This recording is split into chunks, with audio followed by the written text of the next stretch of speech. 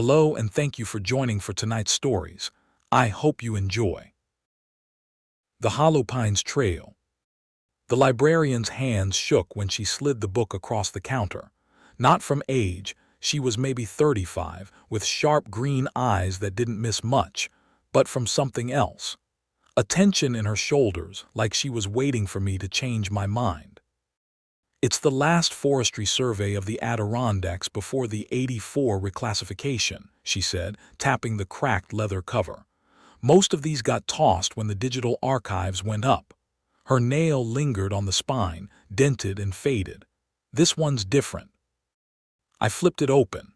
The pages smelled like mildew and old ink. Near the back, tucked between a chapter on seasonal erosion and a hand-drawn map of watersheds, I found it. A single sheet of yellowed paper, edges torn where it had been ripped from a notebook. Drawn in smudged pencil was a rough sketch of a trail snaking through dense pines, terminating at a small, dark circle labeled Blackroot Pond. Just above it, someone had scratched a symbol, 3 vertical lines crossed by a jagged horizontal stroke, like a fence or teeth. "Ever heard of hollow pines?" I asked. The librarian's breath hitched. She leaned in, voice dropping to a murmur. "You didn't get that from here." Her fingers twitched toward the book, then retreated. "That trail's not on park maps, not anymore." Outside, the first drops of rain hit the library's windows. I barely noticed. My thumb traced the symbol again. The paper was slightly warped, as if dampened by sweat or something else. "Why's it called Hollow Pines?" She didn't answer right away. When she did, her words were careful, measured. "Because nothing grows there." A pause, and nothing leaves. The book snapped shut under my palms. The sound echoed in the sudden silence. In the parking lot later, sitting in my truck with the engine idling, I unfolded the map one last time. The rain thickened, blurring the windshield. The symbol seemed darker now, the lines deeper, as if whatever made it had pressed down hard enough to scar the page. Something tickled the back of my neck, the phantom sensation of being watched. I glanced at the rearview mirror. Through the downpour, the library's windows were dark, empty. Except for one. Upstairs in the archival room, a shadow lingered by the glass, too tall, too still. Then the lights flicked off. The shadow didn't move. Just stood there, if it was standing at all, like a mannequin propped against the glass. I blinked, and the rain streaked the windshield, distorting the shape into something elongated, almost stretched. My fingers tightened around the steering wheel. There was no reason for anyone to be up there. The archives closed at 5, and the librarian had locked the door behind her when she left. I reached for my phone, thumb hovering over the flashlight app. Before I could swipe, the shadow shifted. Not a step, not a lean, just a shudder like a film reel skipping frames. Then it was gone. The window was empty again. My breath fogged the glass as I leaned closer. Nothing. Just my own reflection, pale and wide-eyed, staring back. The engine growled when I shifted into gear. I told myself it was just fatigue. Too many hours squinting at faded maps. Too much coffee on an empty stomach. But as I pulled onto the highway, I caught myself checking the mirror every few seconds, half expecting to see that same impossible silhouette loping behind my truck, keeping pace. Back at my rented cabin, I spread the map on the kitchen table and weighed the corners down with a half-empty beer bottle and a hunting knife. The symbol glared up at me, stark under the overhead light, 3 lines, a slash. It looked deliberate, almost ritualistic. I ran my finger over it again and felt the faintest ridge, not just pencil but something etched beneath like a brand. The paper twitched. I recoiled. The knife clattered to the floor. When I looked back, the map was still. But the air smelled wrong suddenly, sour, like wet fur left to rot. A draft whistled through the cabin's old walls, though all the windows were shut. Outside, the pines swayed in a wind that hadn't been there before. Their needles whispered against the roof. "Nothing leaves," the librarian had said. I packed my gear that night, not because I believed her, because I needed to prove her wrong. The knife went into my belt. The map, folded tight, fit snug in my breast pocket, right over my heartbeat. Sleep never came. Just the creak of branches and the slow, sinking certainty that whatever waited in those woods had already tasted my fear. At dawn, I drove to the trailhead, my headlights cutting through mist so thick it clung to the windshield like cobwebs. The ranger station was dark, no one to check permits, no warnings about seasonal closures. Just an empty parking lot and a signpost with letters so weathered they read only LLOW Pine. My boots crunched over frost-stiffened leaves as I shouldered my pack. The air tasted metallic, like snow threatening to fall. The first mile was easy, too easy. Sunlight dappled the trail and the scent of pine resin almost masked the underlying rot. Then the trees changed. Not in species but in posture, their trunks twisted at odd angles, bark split into patterns that resembled screaming faces. One had roots coiled around a moss-covered skull. I told myself it was a deer. The hollowed eye socket stared back anyway. By midday the cairn appeared, a stack of slate stones blackened at the edges as if scorched. The map had shown it near the pond, but according to my GPS, I shouldn't have hit it for another 3 miles. I knelt to examine the rocks. They were warm. Beneath the bottom slab something rustled. I flipped it over. A nest of beetles seethed in the dirt, their iridescent shells glistening around a chewed scrap of denim. A label still clung to the fabric. J. Cox. My stomach lurched. I'd never owned jeans like that. The beetles clicked their mandibles in unison, a sound like a dozen tiny knives being sharpened. When I stumbled back, my heels sank into soft earth. The ground here was wrong, spongy, pulsing faintly like a slow heartbeat. Then the wind died.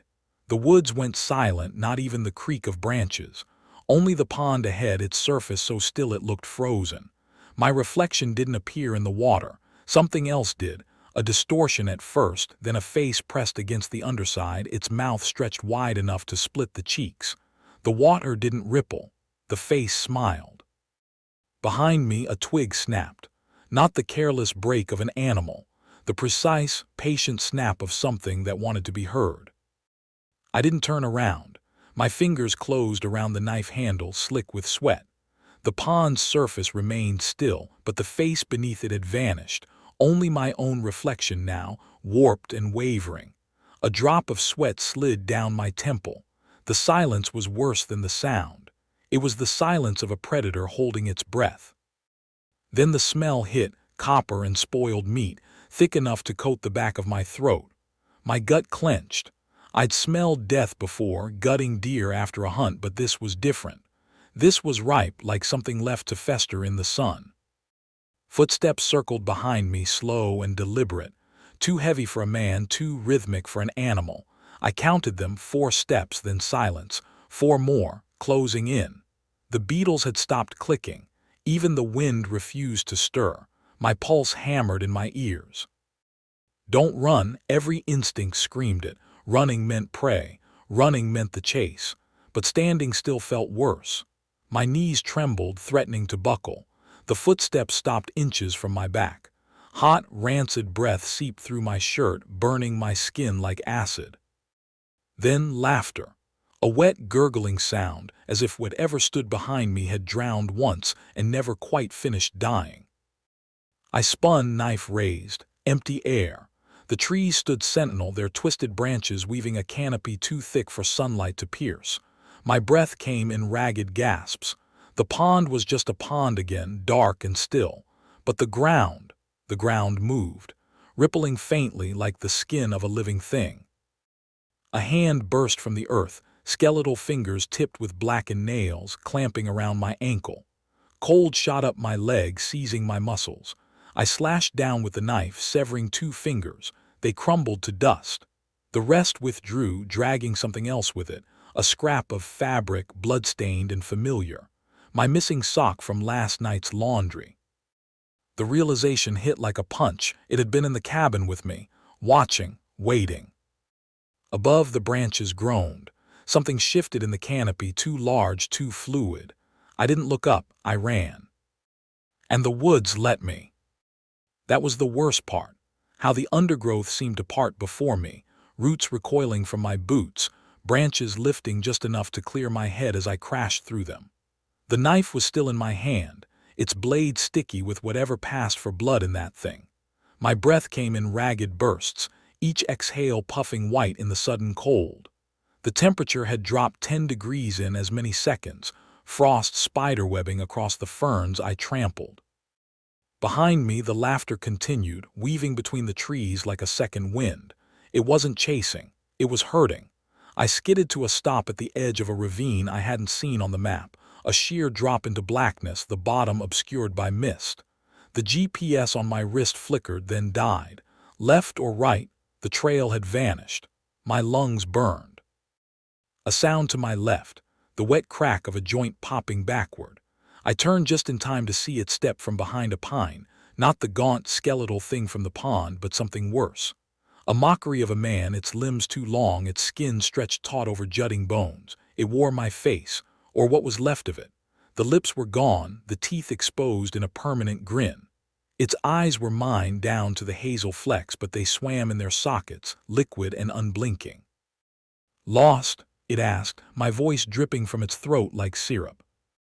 The knife trembled in my grip. I couldn't look away. Its fingers, too many, knuckles bulging like tumors, twitched toward me. The stench of decay rolled off it in waves. Then the ground gave way. Not under it, under me. The earth yawned open, swallowing me whole. I fell into blackness, the laughter chasing me down, the thing's outstretched hand the last thing I saw before the roots closed over my head like a coffin lid. The impact never came, just the slow, suffocating press of soil filling my mouth, my nose, my ears. I tried to scream. The dirt drank it. Somewhere above, the thing wearing my face sighed. "Told you," it murmured. "Nothing leaves." Then the dark swallowed the rest. I woke choking, not on dirt but on frigid air. My fingers clawed at hard-packed earth beneath me. The stench of damp mold and something older, something digested, clung to my clothes. Above, a ceiling of roots wove together like gnarled fingers, their tips dripping a thick, viscous sap that sizzled where it struck my skin. The pain was distant, muted, like my body wasn't entirely mine anymore. A sound cut through the fog in my head, a wet, rhythmic shuck-shuck-shuck. Familiar, the knife. My knife being dragged across a whetstone, but I hadn't moved. My hands were empty. I rolled onto my side. The movement sent a jolt of agony up my ribs. A few yards away, hunched over a flat stone, the thing sharpened my blade with slow, deliberate strokes. Its fingers, still healing where I'd severed them, flexed with each pass. The firelight, when had there been fire, caught the hollows of its cheeks, the way its jaw unhinged slightly with each exhale, like a snake scenting the air. "You're awake." It didn't look up, its voice was mine but warped, stretched thin. "Good, it's easier when you're awake." The blade gleamed. It tested the edge against its own forearm, splitting the skin without flinching. The wound didn't bleed, just gaped, black and toothless. I tried to speak. My tongue was heavy, coated in something bitter. The thing chuckled and tossed a canteen at my feet. It sloshed ominously. "Drink. You'll need your strength." The liquid inside was lukewarm, metallic. I spat it out too late. The taste clung. Not water, not blood.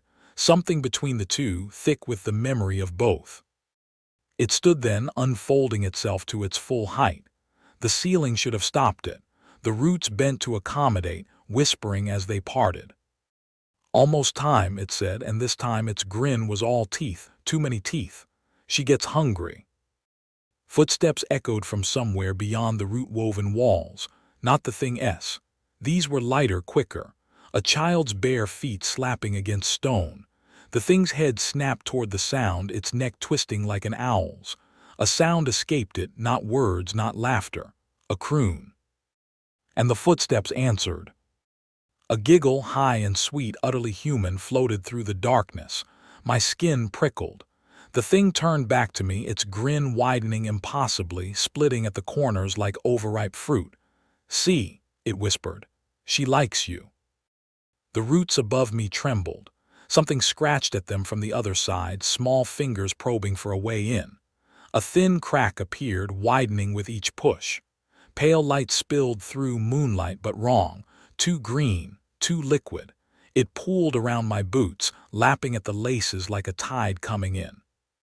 The thing leaned down, its breath sour against my cheek.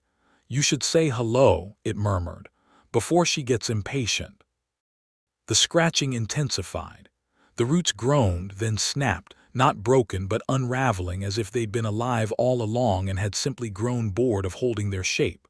A small hand thrust through the gap, its fingers plump and dimpled. A child's hand, perfect except for the nails, blackened, curled into claws. The thing made that crooning noise again, low in its throat. The hand flexed, beckoning. I scrambled backward, my heels digging into the dirt. The canteen rolled away, its contents seeping into the earth with a hiss. The thing sighed, disappointed. "Rude," it chided. Then the roots burst apart. Not in splinters, in blossoms. They unfurled like dying flowers, petals of rotted wood peeling back to reveal the figure standing beyond. A girl, no older than 6. Her dress was tattered lace, her hair a tangle of curls the color of rust. She smiled, and her teeth were tiny, sharp points. "Daddy," she said, not to me, to the thing wearing my face. It stroked her hair with my stolen fingers. "Told you he'd be tasty," it said. Her eyes, too wide, too black, locked onto mine. She licked her lips. The thing pressed the knife into her palm, folding her fingers around the hilt. "Remember," it whispered, "slow is sweeter." She giggled again, bouncing on her toes.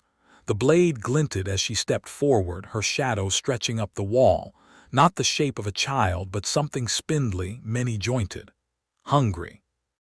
The thing leaned against the wall, arms crossed, watching, waiting. And the little girl raised the knife. "Play with me," she said. And the dark laughed with her. The knife came down, not in a stab, but a playful flick, like she was testing the weight of it. The blade nicked my forearm, drawing a thin line of blood. She gasped, delighted, then pressed her nose to the wound and inhaled deeply. "Oh," she sighed, "you're spicy." Her tongue darted out, lapping at the blood. The contact burned like ice. "The thing," Daddy chuckled, "told you." I tried to kick out, but my legs wouldn't obey. The roots had crept over my ankles while I wasn't looking, their tendrils threading through my bootlaces. The girl pouted. "No wiggling," she scolded, and tapped my knee with the knife handle. A jolt of pain spider-webbed up my thigh, locking the joint. Behind her, the roots were still unfurling, revealing more of the chamber, if it could be called that. The walls pulsed irregularly, veined with something that might have been sap or pus. The air thickened with the scent of turned earth and spoiled honey. The girl tilted her head, studying me. "He's scared," she announced. "Good," Daddy said. He was picking at his teeth with a sliver of bone, his 2 long legs folded under him like a crane's. "Fear's the best part." She nodded solemnly, then reached into the folds of her dress and produced a length of twine, except it wasn't twine. It was sinew, still glistening. She looped it around my wrist, humming as she worked. The knot tightened on its own. "You'll last longer if you don't fight," she confided, patting my cheek. Her palm was fever-hot. "But it's more fun if you do." Daddy stood abruptly, his joints popping like wet firewood. "Enough chatter." He tossed something at my feet, a rusted tin cup. "Fill it." The girl clapped her hands. "Yes, the thirsty part." The cup rolled to a stop against my hip. Inside, curled like a sleeping fetus, was a desiccated frog. Its mouth was sewn shut with coarse thread. I retched, Daddy sighed, "Wasteful." The girl's smile never wavered as she raised the knife again. This time, she pressed the tip to the hollow of my throat. A bead of blood welled, hotter than her touch. "SHHH," she whispered, "it's just a game." And the roots above us began to weep. Thick, amber droplets splattered onto my forehead, burning through skin like acid. The girl, she giggled at my strangled gasp, her knife tracing idle patterns down my sternum. Each scratch welled blood, but the wounds didn't hurt. Not yet. The numbness was worse. like my nerves had been plucked out one by one. Daddy crouched beside me, tilting the cup to catch the falling sap. It hissed as it filled, the frog inside dissolving into a black slurry. "Drink," he urged, pressing the rim to my lips. My fingers dug into my jaw, forcing it open. The stench hit first, fermented honey and rotting meat. My throat sealed shut. The girl sighed. "You're boring." She flicked the knife, a precise, practiced motion, and my right earlobe hit the dirt with a wet plop. The pain arrived late, a white-hot brand searing up the side of my skull. I screamed. Daddy grinned. The roots quivered in response, their weeping intensifying. Something shifted in the walls. A bulge formed, pulsing obscenely, then split with a sound like tearing parchment. A hand emerged, skeletal, furred with moss, dragging a tattered rucksack behind it. My rucksack. The one I'd dropped in the ravine. The girl clapped in delight as the hand deposited it at Daddy's feet. "Presents," she squealed, diving into the pack. My spare shirt emerged first, streaked with mud. Then the water flask, its cap chewed through. Lastly, the map folded tight, still tucked in the breast pocket where I'd kept it. Daddy snatched it up, unfolding it with reverent care. The symbol glared up at us, darker now, the lines throbbing like veins. The girl went very still, her pupils dilated, swallowing the black of her irises. "She's here," she whispered. Daddy's grin faltered. For the first time he looked afraid. The roots shuddered, the walls breathed, and from somewhere deep below, something vast and hungry began to rise. The girl dropped the knife and scrambled into Daddy's arms, her earlier glee replaced by childish terror. "You promised," she wailed. "You promised it was our turn." The cup overturned, its contents spilling across the floor. The sap ignited where it touched the ground, spreading in jagged, phosphorescent lines. The fire didn't burn. It watched. Daddy clutched the girl tighter, his two long fingers stroking her hair. "Hush," he murmured, but his eyes were on me, wide, pleading. "You shouldn't have brought the map." The ground beneath us groaned, and the roots at last began to scream. They unraveled, not in tendrils but in strands of sinew, peeling back layer by layer like rotten flesh beneath a scalpel. The firelight twisted into shapes, grasping hands, gaping mouths, hollowed-out eyes, all flickering toward the map clutched in Daddy's grip. The symbol pulsed blacker than the void between stars. The girl shrieked, burying her face in his chest. "She'll take him." Her voice was muffled, frantic. "She takes everything." The roots recoiled first, snapping taut like bowstrings before they split with wet, tearing sounds. Then the walls convulsed, expelling chunks of clotted earth and splintered bone. Something vast and shapeless pressed against the chamber's underside, its weight making the ground heave like a living thing in its death throes. The fire dimmed, choked by the thick, clotting air. Daddy thrust the map at me, his stolen face contorted in something like panic. "Burn it," he hissed. My fingers trembled where they gripped the paper. "Burn it now." The girl wailed, clawing at his arms. "No, it's mine." I grabbed the map. The symbol seared my palm, the pain deeper than skin, like branding iron pressed to marrow. The edges curled inward, whispering in a language that slithered between my teeth. Daddy snatched the girl and scrambled backward as the floor buckled. A chasm split the earth, exhaling a breath of freezer-burned air and the scent of something ancient waking.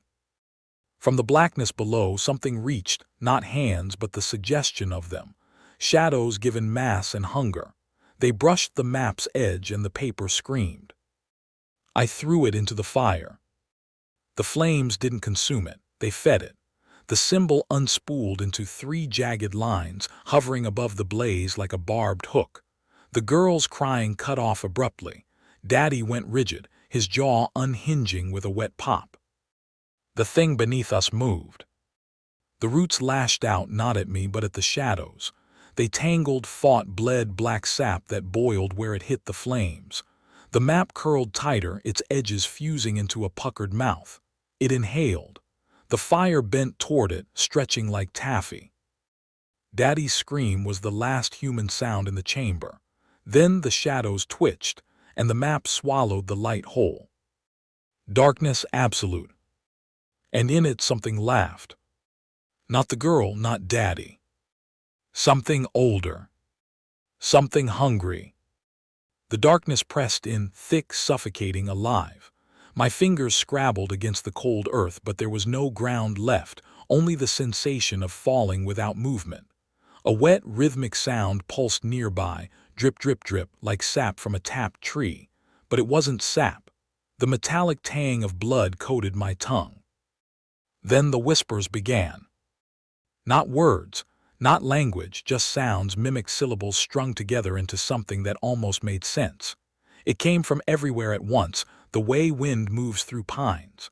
The girl's giggle surfaced briefly, then cut off with a wet gurgle. Daddy's voice followed, pleading in my own stolen tones. Please, before it, too, was silenced. Light returned in slivers, not firelight, but a sickly phosphorescence oozing from the walls. The chamber had changed. The roots were gone. The ceiling arched high above, ribbed with what looked like petrified branches or bones, too many bones. The air reeked of thawing meat. The map was gone. Only the symbol remained, seared into my palm, blackened and smoking. It itched, deeply, as though something beneath the skin were rearranging itself. Movement flickered at the edge of my vision. The girl crouched a few feet away, but she wasn't a girl anymore. Her dress hung in tatters, her limbs elongated, her fingers fused into jagged claws. Her head lolled sideways, her jaw unhinged like a snake S. Where her eyes should have been, the symbol pulsed, 3 lines, a slash. Daddy was worse. He'd unfolded. His torso split down the middle, ribs splayed like broken wings, his organs suspended in a web of glistening sinew. His face was still mine, but the skin had sloughed off in patches, revealing the wet gleam of muscle beneath. He stared at me, not with malice, but something like pity. The ground shuddered. A sound like glaciers calving split the air, and the far wall peeled back, revealing a yawning tunnel. At its mouth, something waited. Not a shape. An absence. Where it stood, the light bent inward, warping around a silhouette too tall, too thin, its edges fraying like smoke. The symbol on my palm burned hotter. The girl whimpered. Daddy collapsed inward, his body folding like origami. And the absence spoke. It used my voice. You called, it said. And the dark leaned in to listen. My breath came in ragged bursts, each exhale frosting the air, except the air wasn't cold. The symbol on my palm throbbed, its heat radiating up my arm like a fever. The absence shifted, its edges dissolving and reforming in a way that hurt to look at, like staring at the sun through cracked glass. The girl, what was left of her, scrabbled backward, her claws gouging furrows in the earth. Daddy didn't move. His ribs shuddered once, then stilled. The absence ignored them. It had eyes only for me. You called, it repeated, and this time the words dripped with amusement. I tried to speak. My tongue stuck to the roof of my mouth, glued by fear and the thick, cloying stench of rotting pine. The absence tilted its head, a mockery of curiosity, and the darkness around it pulsed, alive and hungry. The girl let out a whimper, high and broken. The absence flicked a hand, a gesture so casual, so human, and she exploded into a shower of blackened twigs and clumps of matted fur. The remains skittered across the ground, then stilled. Daddy's body began to dissolve, his flesh sloughing off in ribbons of shadow that slithered toward the absence. It absorbed him without ceremony, the way a pond swallows a dropped stone. Then it turned back to me. You brought the map, it said, and though it had no face, I felt its smile. You woke the woods. The symbol on my palm itched. I glanced down. The lines were deeper now, branching like roots beneath my skin. Tiny black tendrils wove between my fingers, whispering as they grew. The absence leaned closer. The air around it warped, pulling at my skin like a tide. Run, it whispered, not a threat but a gift. I ran. The tunnel stretched before me, its walls slick with something that glistened like sap under the sickly light. My boots slipped, skidding through puddles of black fluid that clung like tar. Behind me, the absence didn't follow. It didn't need to. The roots above groaned, then parted, not to let me through, but to watch me pass. Their bark split into lipless mouths that whispered as I fled. She's hungry. She remembers you. She always takes the runners first. The light ahead wavered, a pinprick of gold in the endless dark. Dawn, real dawn, my lungs burned, my legs shook, the roots laughed. And from the blackness behind me, something inhaled. The light snuffed out. The roots fell silent. And the chase began. Not with footfalls, not with howls, but with the silence that follows a snapped branch. The air thickened, clinging to my skin like oil. The tunnel narrowed, its walls pressing close enough to scrape my elbows raw. The pinprick of light ahead pulsed erratically, dimming with each breath I wasted on panic. Behind me, the absence didn't move. The darkness itself did. It surged forward in liquid waves, swallowing the whispers of the roots whole. The ground softened, sucking at my boots like wet cement. I wrenched one foot free, only for the other to sink deeper. The blackness lapped at my knees, icy and alive, its surface writhing with half-formed faces, Daddy's lipless grin, the girl's needle teeth, the librarian's knowing smile. A hand breached the surface, skeletal, twined with vines, and seized my wrist. Its grip burned with permafrost cold. The symbol on my palm screamed, the black tendrils thrashing beneath my skin as if trying to escape. I yanked backward. The hand held firm. Another emerged, then another, fingers knitting together into a cage around my arm. The light ahead flickered once, twice, then. A breath. Warm, human. Something tugged from the other end of the tunnel, not a hand, but a presence, firm and insistent. The roots overhead recoiled, their whispers turning to shrieks. The darkness hesitated. The hands loosened their grip, just enough, and I pulled. My arm came free with a sound like tearing parchment. The hands collapsed into rot and beetles, scattering into the void. The light flared, golden, sudden, and for one dizzying second I saw them. Figures lining the tunnel's edge. Silhouettes of hikers, their backs turned, their packs dripping with moss. Dozens, hundreds, all motionless, all waiting. Then the dark surged again, and they were gone. The light vanished. The absence laughed, a sound like cracking ice, and the tunnel convulsed, its walls peeling back to reveal the forest beyond. Not the hollow pines. Her woods.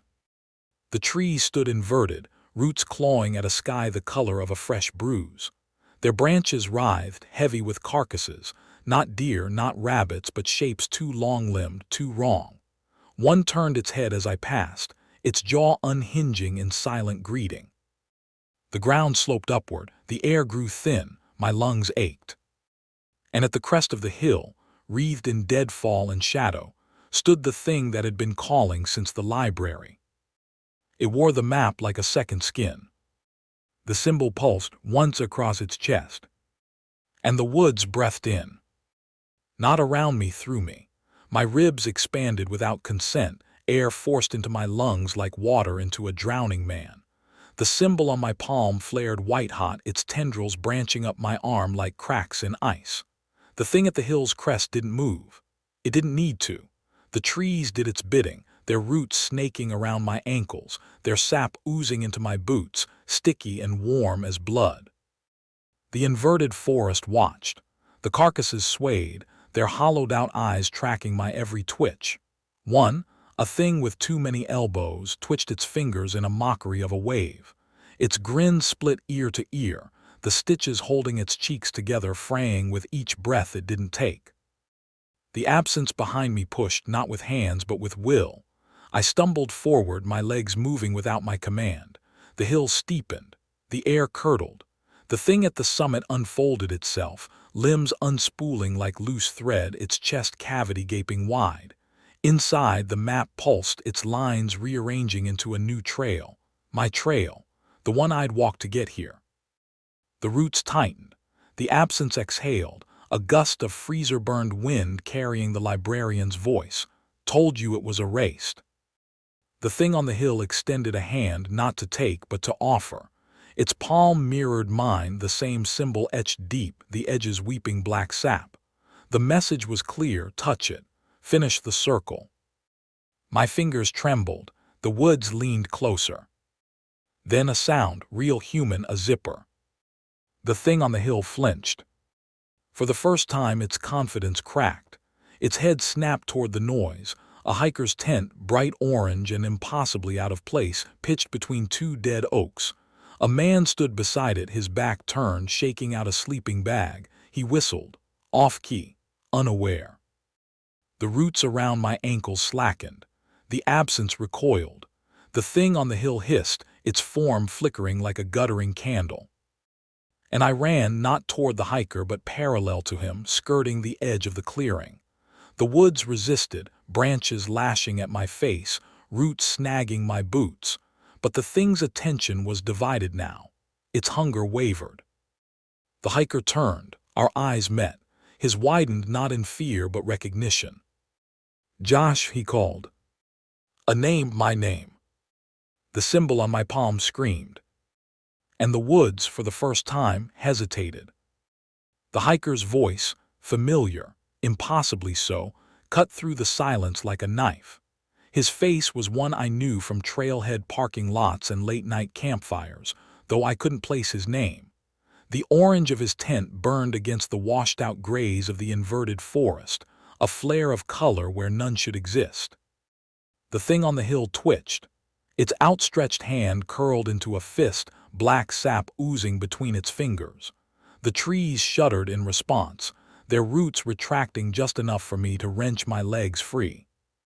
"Run," I choked out, but the hiker only tilted his head, confused. Behind me the absence roared, a sound like 1,000 pines splitting in a storm. The hiker flinched, finally sensing the wrongness.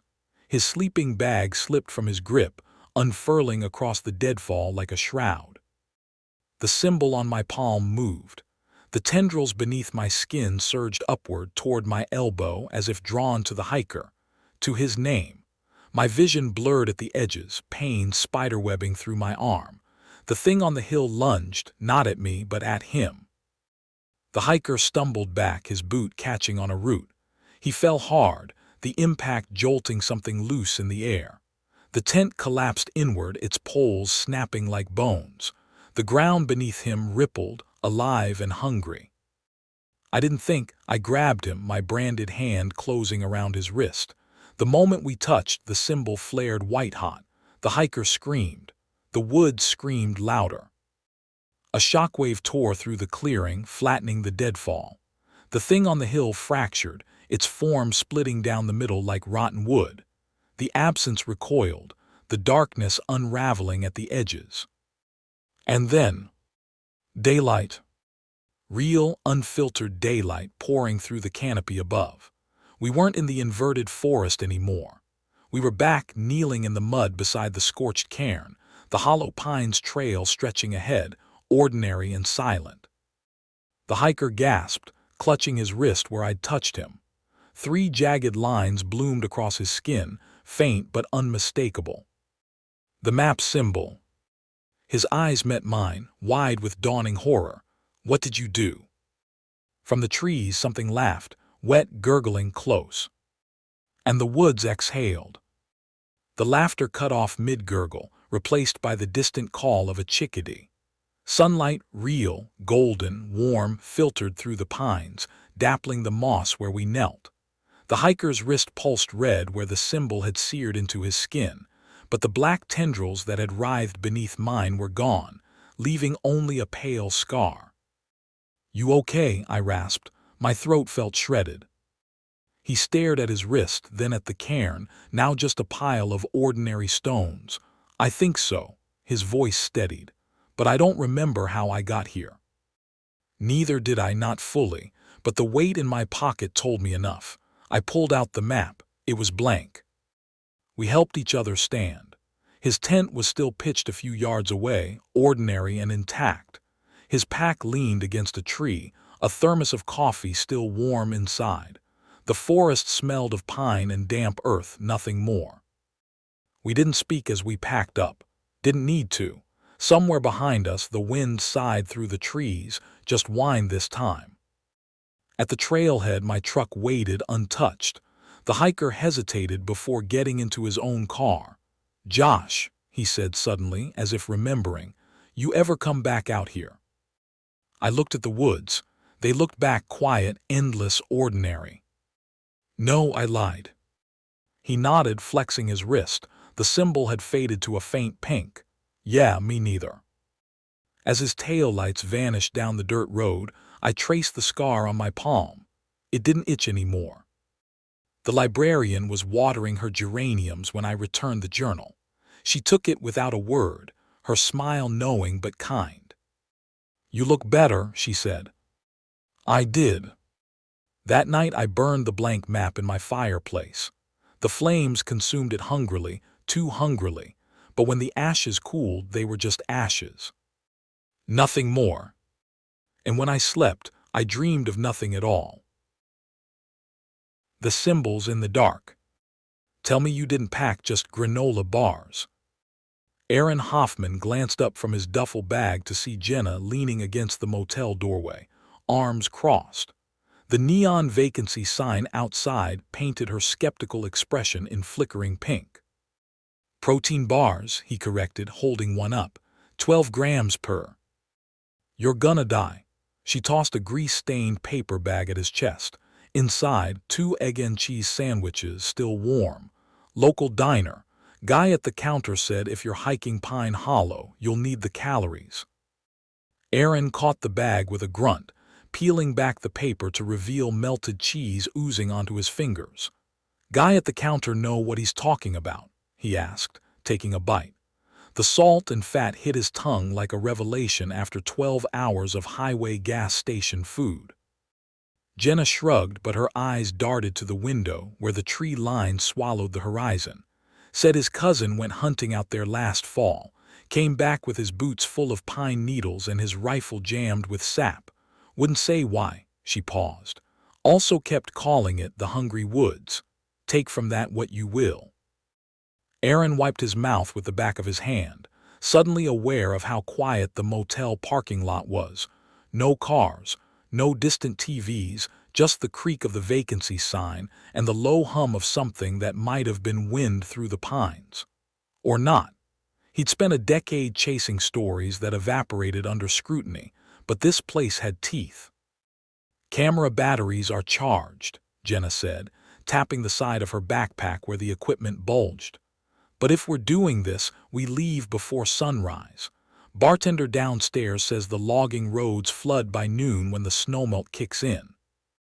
The logging road was worse than Jenna had warned, narrow, crumbling at the edges where meltwater had gnawed through the gravel. Aaron's rental truck lurched over a pothole, and the dashboard clock blinked 4:37 a.m. Pine branches scraped the roof like skeletal fingers. Jenna tightened her grip on the oh-shit handle. "Next time, you sweet-talk the bartender for intel." Aaron grinned, but it faded when the headlights caught something ahead, a figure standing motionless in the road. He slammed the brakes. The truck skidded, fishtailing before stopping 10 feet short. Empty road. The engine idled too loud in the sudden stillness. Aaron's fingers tightened around the wheel, knuckles pale under the dashboard glow. Jenna hadn't moved, her breath shallow beside him. "Did you?" "Yeah." The headlights cut through the pre-dawn gloom, revealing nothing but wet asphalt and the occasional glint of mica in the crumbling road. No footprints, no figure, just the pines swaying gently beyond the reach of the beams, their shadows stretching long and wrong across the gravel. Jenna exhaled sharply and unbuckled her seatbelt. "Stay here." Aaron grabbed Jenna's wrist before she could open the door. "Wait." His voice was low, urgent.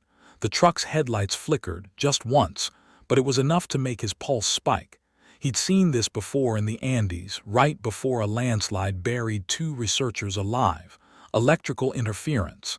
Static clinging to the air like cobwebs. Jenna hesitated, her fingers brushing the door handle. Outside, the wind died abruptly, leaving a silence so thick Aaron could hear the creak of his own jacket when he shifted. Then, from the trees, knock, knock, knock. 3 precise raps against bark, evenly spaced, like someone counting. Jenna's breath fogged the windshield as she leaned forward. That's not. A 4th knock came from directly above them, vibrating through the truck's roof. Aaron's head snapped up as the metallic thud reverberated through the truck's cab. Jenna's fingernails dug into his forearm through his sleeve. Neither of them breathed. The knocking stopped. Then, scratch, scratch, scratch, something dragged slowly across the roof toward the driver's side. Jenna mouthed a word against the glass. Go. Aaron stomped the gas. The truck lurched forward, tires spitting gravel. In the rearview mirror, branches swayed violently where they'd been parked, but nothing emerged, just shadows twisting between the pines. Left, Jenna barked as they hit a fork in the logging road. Aaron wrenched the wheel. The truck skidded, fishtailing onto an overgrown path barely wider than the vehicle. Pine branches slapped the windshield like grasping hands. The truck's headlights carved a tunnel through the pines, illuminating a clearing ahead, unnaturally circular, the ground bare except for a thick carpet of pine needles. Aaron killed the engine halfway in, letting momentum carry them the rest of the way. The sudden silence was worse than the knocking. Jenna's fingers hovered over the door handle. We should have brought flares, she muttered. Aaron reached into the backseat for his pack, fingers brushing the cold metal of his hunting knife. You ever seen anything move that fast? Not outside of a zoo. Jenna's breath fogged the glass as she peered into the trees. Or a nightmare. Aaron's flashlight beam cut through the pre-dawn gloom as they stepped out of the truck, the crunch of pine needles underfoot impossibly loud. The air smelled wrong, not the sharp resin of evergreens, but something stale and metallic, like old blood on wet stone. Jenna circled the clearing, her own flashlight trained on the ground. No tracks, she murmured. Not even hours from yesterday. Aaron crouched, brushing aside needles to reveal unbroken earth beneath. His fingers traced a shallow groove in the soil, a perfect spiral, wide as a dinner plate, etched into the dirt as if by something dragging a single claw in one continuous motion. We didn't make this. Jenna's boot nudged his. Aaron, look up. The trees surrounding the clearing weren't just tall, they were wrong. Bark peeled back in jagged strips to reveal pale, smooth wood beneath, forming patterns that made his stomach lurch. Faces. Dozens of them, mouths stretched wide in silent screams, eye sockets hollowed out by what looked like deliberate gouges. Aaron's light trembled as he traced the carvings. These aren't knife marks. These are teeth marks, Jenna finished, her voice flat. She reached out, gloved fingers hovering just shy of the closest carving. The gouges ran deep, the edges too jagged for any blade, each groove perfectly matched the arc of a predator's incisor. Aaron's stomach twisted. He'd seen bear-scarred trees out west, but this wasn't territorial marking. This was rending. A twig snapped somewhere beyond the flashlight's reach. Jenna froze, her breath frosting in the air despite the mild pre-dawn chill. Aaron thumbed off his light, plunging them into near darkness. For 3 heartbeats, nothing moved. Then, a wet, guttural clicking, like bone tapping against bone, drifting between the trees. Too close. Back to the truck, Aaron breathed. They moved in unison, footsteps deliberately light on the pine needles. The clicking followed, keeping pace just beyond sight. Jenna's elbow brushed his as they reached the truck bed. She didn't speak, but her fingers dug into his sleeve again, guiding his hand toward something cold and metallic, the tire iron. Aaron wrapped his fingers around it just as the clicking stopped. The silence was worse than the clicking. Aaron's pulse hammered in his ears as he strained to hear anything beyond the rush of his own breath. The tire iron felt slick in his grip. Jenna's fingers twitched against his sleeve, 3 quick taps. Stay ready. Then the smell hit them, copper and spoiled meat, thick enough to coat the back of Aaron's throat. Jenna gagged beside him, pressing her sleeve to her nose. The stench rolled in like fog, clinging to their clothes, their skin. Something moved in the periphery of Aaron's vision, a flicker of bone white between the pines. Too tall, too thin. Jenna's flashlight clicked on, the beam slicing through the gloom. The clearing's edge was empty. Aaron's pulse hammered against his ribs as he swung the flashlight beam left, then right.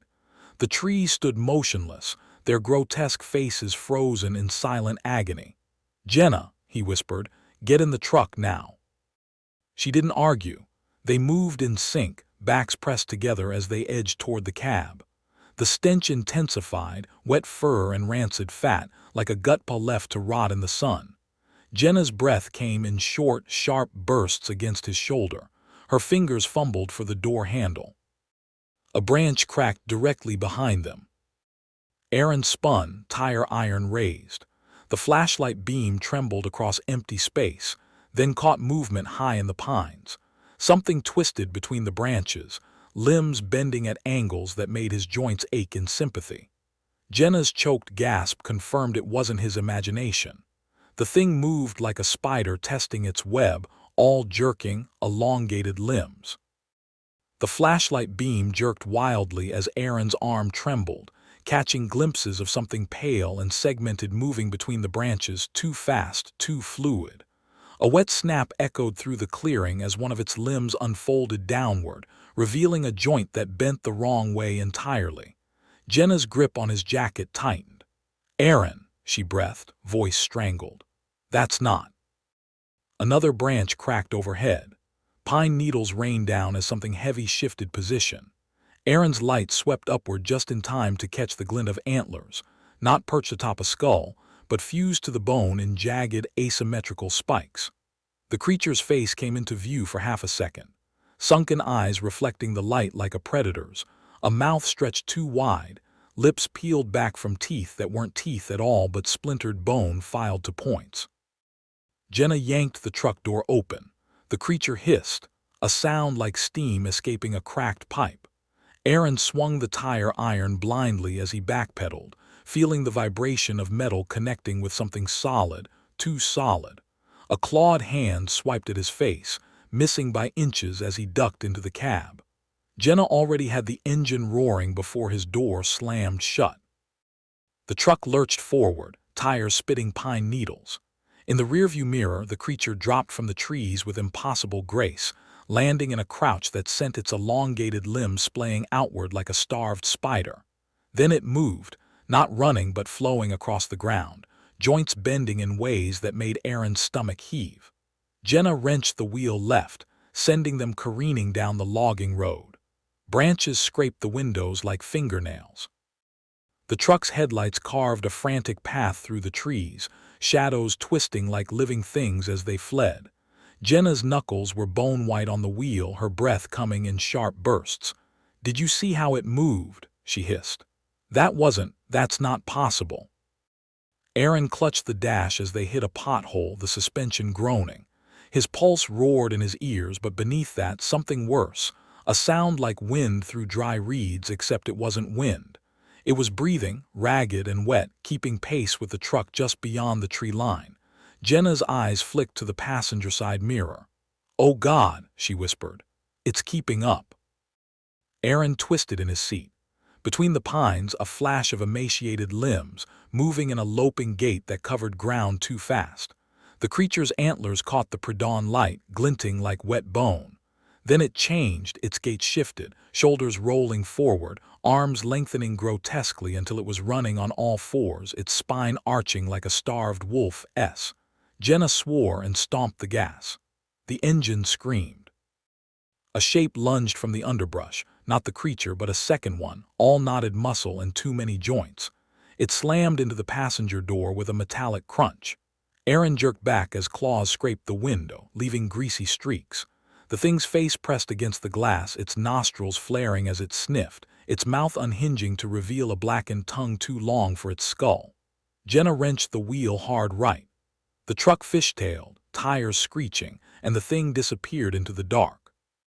The truck's rear bumper clipped a tree trunk with a sickening crunch, sending them spinning. For a heartbeat, the world inverted, pine branches whipping past the windshield. Jenna's scream cut short by the airbag exploding in her face. Then they slammed to a stop, half-tilted in a ditch. The engine died with a wet gurgle. Silence, thick and suffocating, pressed in. Aaron spat blood from a split lip, his vision swimming. Jenna groaned beside him, her forehead smeared with white powder from the airbag. "Keys," she slurred, fingers fumbling at the ignition. The truck wheezed but didn't start. A wet snuffling sound outside the driver's window. Aaron turned his head slowly. The glass was spiderwebbed with cracks, but through the fissures he saw it, a distended pupil dilating as it peered in, the eye itself milky and veined like rotten cheese. The creature's breath fogged the glass in greasy spirals. Jenna went rigid. Her hand crept toward the gearshift, gripping it like a club. The creature's finger, too long, too knuckled, tapped the glass with a sound like a knife dragged across bone. Tap, tap, tap. Each impact sent fresh cracks spiderwebbing through the windshield. Jenna's breath hitched. The gearshift trembled in her grip. Aaron's hand closed around hers. "Wait," he mouthed. The tapping stopped. The eye withdrew. For 3 heartbeats, there was only the sound of their ragged breathing and the drip-drip of coolant leaking from the crumpled hood. Then, laughter. A wet, guttural chittering that raised the hair on Aaron's arms. It wasn't coming from outside the truck. It was inside the cab with them. Aaron didn't turn his head. He didn't need to.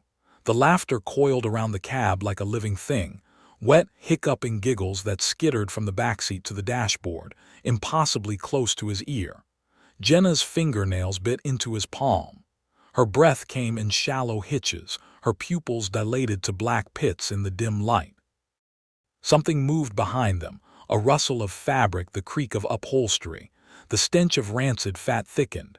Aaron's throat burned. He could feel it now, the press of emaciated limbs against the seatbacks, the brush of antlers scraping the roof. Jenna's lips formed a single, soundless word: "Don't." The creature's breath hitched in another giggle. Then scritch, scritch, scritch, claws dragged lazily down the headrest between them. Aaron's pulse pounded in his temples.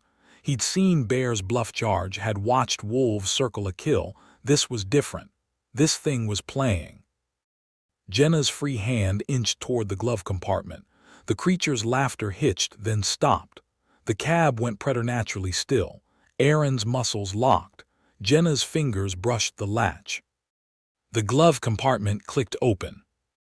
The creature hissed, a sound like steam escaping a cracked radiator, just as Jenna's fingers closed around the flare gun. Aaron's vision tunneled. Every instinct screamed move, but his body refused, locked in some primal freeze response. Only his eyes tracked Jenna's hand as it swung up in a single fluid motion, the flare gun's muzzle grazing his cheek before pressing into the space just behind his ear. Bang! White-hot light erupted. The creature's shriek pierced Aaron's eardrums, not pain but rage, a sound that vibrated through his molars. Jenna wrenched the wheel left with her free hand, sending the truck lurching sideways. The passenger door flew open, and for a horrifying second Aaron thought the creature had torn it clean off. But no, Jenna had kicked it open mid-skid, and now she was shoving him out, her mouth shaping words lost in the chaos. "Run, trees." Aaron hit the ground rolling, pine needles sticking to his sweat-slick skin as the truck's tires sprayed gravel across his back. The flare's afterimage burned in his vision, Jenna's silhouette framed against the explosion of light, her arms still extended as the creature recoiled with a sound like ripping meat. Then the truck fishtailed away, taillights painting the trees red before vanishing around a bend. He scrambled to his feet, lungs burning. The creature was gone for now, but the woods hummed with a new tension, branches creaking under an unseen weight. Aaron wiped blood from his lip and ran. The pines closed around him like a living maze, their grotesque faces leering from every trunk. His boots sank into moss so thick it muffled his footsteps, the air heavy with the stench of wet earth and something older, copper and marrow, the scent of a butcher's block after a hard day's work. He ducked behind a lightning-scarred oak, pressing his back to the bark. His hands trembled. The flare gun's report still rang in his ears. A twig snapped 30 yards to his left. Aaron held his breath. The sound didn't repeat, but the silence was worse, a vacuum where forest noises should have been. No birds, no wind, just the slow, syrupy drip of sap from the carved faces above him. Aaron's fingers found the hunting knife in his belt, cold steel grounding him. The sap dripping onto his shoulder smelled wrong, like fermented bile. He counted breaths, listening for movement.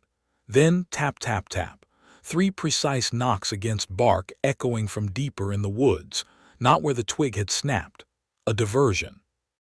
He exhaled slowly through his nose and crept forward, boots avoiding dry leaves with practiced care. The trees here grew denser, their trunks knotted with growths that pulsed faintly under his flashlight beam. Veins. Not sap channels, actual veins, throbbing with sluggish rhythm. Aaron's stomach lurched. He'd documented parasitic fungi before, but this wasn't colonization. This was integration. A low chuckle rippled through the pines. Not behind him, not ahead, everywhere, the sound resonating from the trees themselves. Aaron froze as the chuckle resolved into words, whispered in a voice that shouldn't exist. Always the skeptic Aaron, even now. His father's cadence. His father's tobacco-roughened timbre. Dead 12 years from a heart attack in Phoenix. Aaron's knife hand shook. Not real, he mouthed, blade raised. The trees seemed to lean in, their carved faces twisting into approximations of Dad's crow's feet, his lopsided grin. The voice chuckled again, closer now, right against his ear, warm breath stirring the fine hairs at his neck. Aaron whipped around, knife slashing air. Empty. Just the pines swaying gently, their faces slack once more. His pulse thundered in his throat. You left the recorder running that night, you know. The voice dripped with mock concern, Dad's signature rasp fraying at the edges into something wetter. Heard the whole thing, the gasp, the thud, Mom screaming, and you, a branch cracked overhead. Just stood there, little boy with his little camera. Aaron's boot caught on a root as he backpedaled. The knife trembled in his grip. Psychological warfare, his training insisted. It's using your memories. But his lungs burned like he'd inhaled smoke. The trees pulsed around him, their vein-like growths quickening. A new sound cut through the taunt's engine roar, distant but closing fast. Jenna, the creature hissed, its voice splintering into static. She won't make it past the ward line, it whispered, suddenly behind him again. Aaron spun, slashing blindly. The blade connected not with flesh but bark. The tree bled black, viscous fluid oozing from the gash. The laughter turned jagged, pained. The engine's growl surged closer, punctuated by the shriek of overworked pistons. Aaron didn't turn toward the sound. His knife remained buried in the bleeding bark, the black ooze seeping over his fingers like chilled tar. The creature's breath hitched against his neck, wrong, too cold for something alive. Wards, it rasped, its voice fraying at the edges like rotten cloth. You don't even know which way they face. Aaron wrenched the blade free.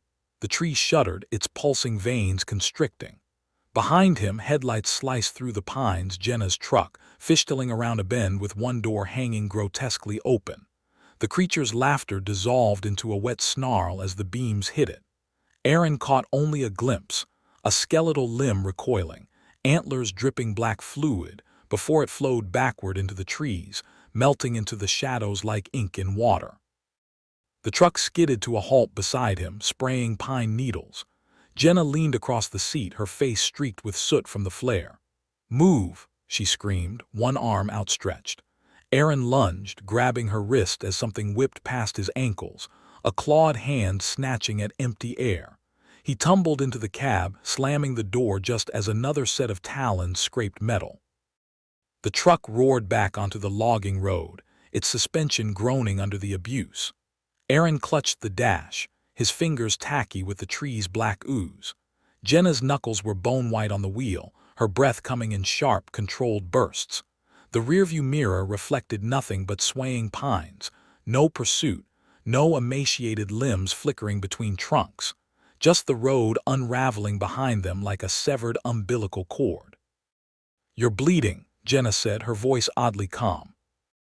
Aaron touched his neck where the creature's breath had chilled his skin. His fingertips came away red. "Not mine," he lied. The cut stung like antiseptic, but the blood smelled wrong, coppery, yes, but underneath, something fungal like spoiled morels. Jenna's eyes flicked to the wound, then back to the road. She didn't press. The truck hit a pothole and something in the undercarriage screamed in protest. The engine coughed but held. Aaron peeled his palm from the dashboard, leaving a smudge of black and red. "Those symbols we saw yesterday," he said. "They weren't wards." Jenna's grip on the wheel tightened. Then what the hell were they? Aaron stared at his black-smeared palm. The ooze had thickened, clinging to his skin like congealed grease. "Invitations," he said. The word tasted like bile. The truck lurched as Jenna downshifted, tires chewing through mud. Pine branches scraped the roof in a relentless staccato. Ahead, the logging road forked, one path leading back toward Mill's End, the other vanishing into denser woods. Jenna didn't hesitate. She took the darker route. Aaron opened his mouth to protest when the radio crackled to life, static at first, then a voice rupturing through the white noise. "Always knew you'd come back." His father's cadence again, but warped, the vowels stretching like taffy. Jenna slammed her fist against the dashboard. The voice dissolved into laughter that chased itself around the cab before cutting out abruptly. The truck's headlights carved through the gloom, illuminating the narrower path ahead, one Aaron hadn't noticed on their maps. The trees here grew unnaturally close, their trunks twisted like fused spines, bark peeled back to reveal the same grotesque faces. Jenna's jaw clenched as she navigated the ruts, her eyes flicking to the rearview mirror every 3 seconds. Aaron pressed a hand to his neck wound. The bleeding had slowed, but the edges of the cut itched violently, as if something beneath his skin squirmed to get out. He peeled back his fingers to find the blood had darkened to a glossy black. Jenna saw it too. Her knuckles went whiter on the wheel. "We need to get that cleaned," she said, voice clipped. A shape darted across the road, too fast to be an animal, too low to the ground to be the creature. Jenna swerved hard, sending the truck's rear end fishtaling. Aaron braced himself against the dash as they clipped a sapling. It shouldn't have made a sound. Instead, it screamed, a high, wet shriek that cut off as the tires crushed it. The radio hissed back to life. This time it wasn't his father's voice. It was Jenna's, but Jenna wasn't speaking.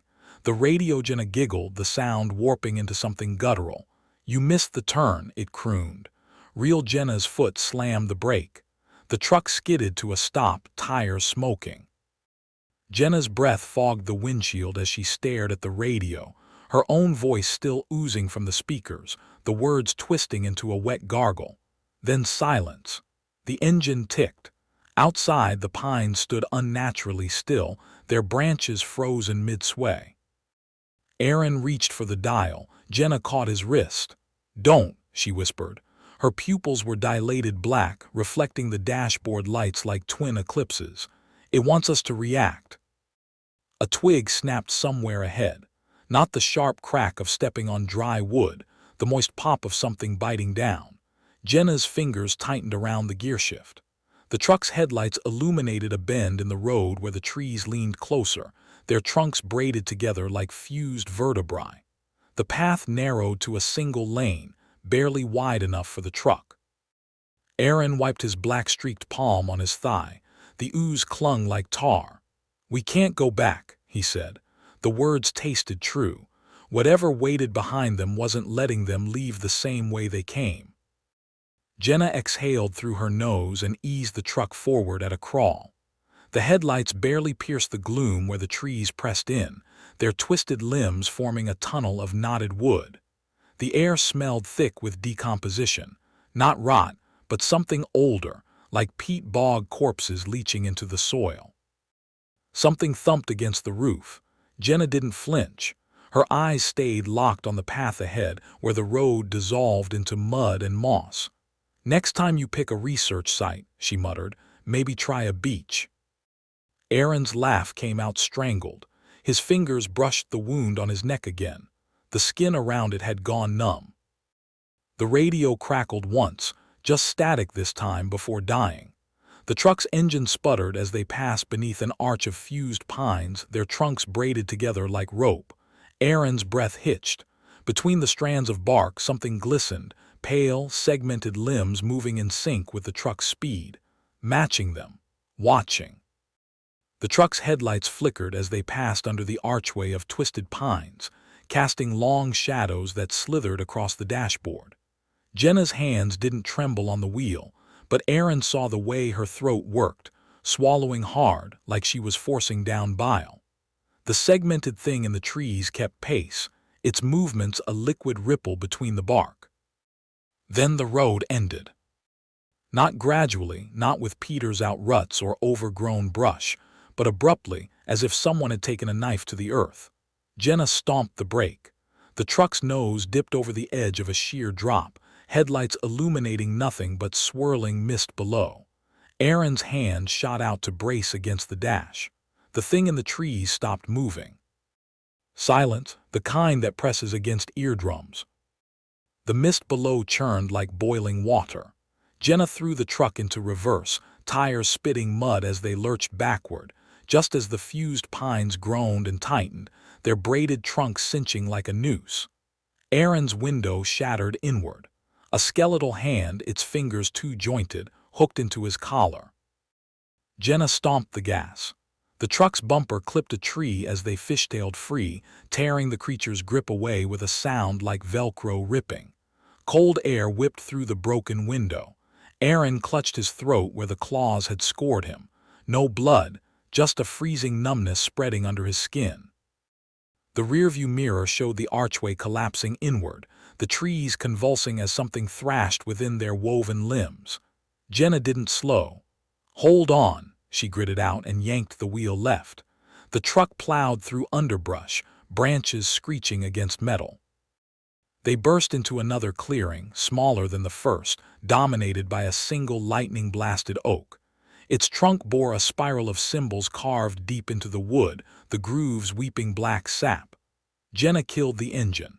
In the sudden quiet, Aaron heard it, the wet click of tendons stretching, approaching from the woods. The oak symbols pulsed faintly as Jenna shoved the truck door open with her shoulder flare gun clutched in her shaking hand. Aaron followed, his boots sinking into moss that gave way with a wet squelch. The clearing smelled of burnt hair and iron filings. Wrong, all wrong. The clicking grew louder, rhythmic now, like a clock counting down inside his skull. Jenna pressed her back against the lightning-scarred oak, her elbow brushing one of the weeping carvings. Black sap oozed over her jacket sleeve. She didn't flinch. "The symbols," she breathed. "They're reversed." Aaron's vision blurred at the edges. The numbness from his neck wound spiderwebbed down his collarbone. He squinted at the carvings, the same spirals they'd seen before, but the grooves cut leftward instead of right. Not wards, not bait. "Mirrors," he rasped. The word tasted like old pennies. Something cracked in the underbrush, not the dry snap of twigs, but the wet pop of cartilage separating. Jenna's flare gun swung toward the sound. The beam of her flashlight caught movement, a hunched shape unfurling itself between two pines, limbs elongating with a series of sickening pops.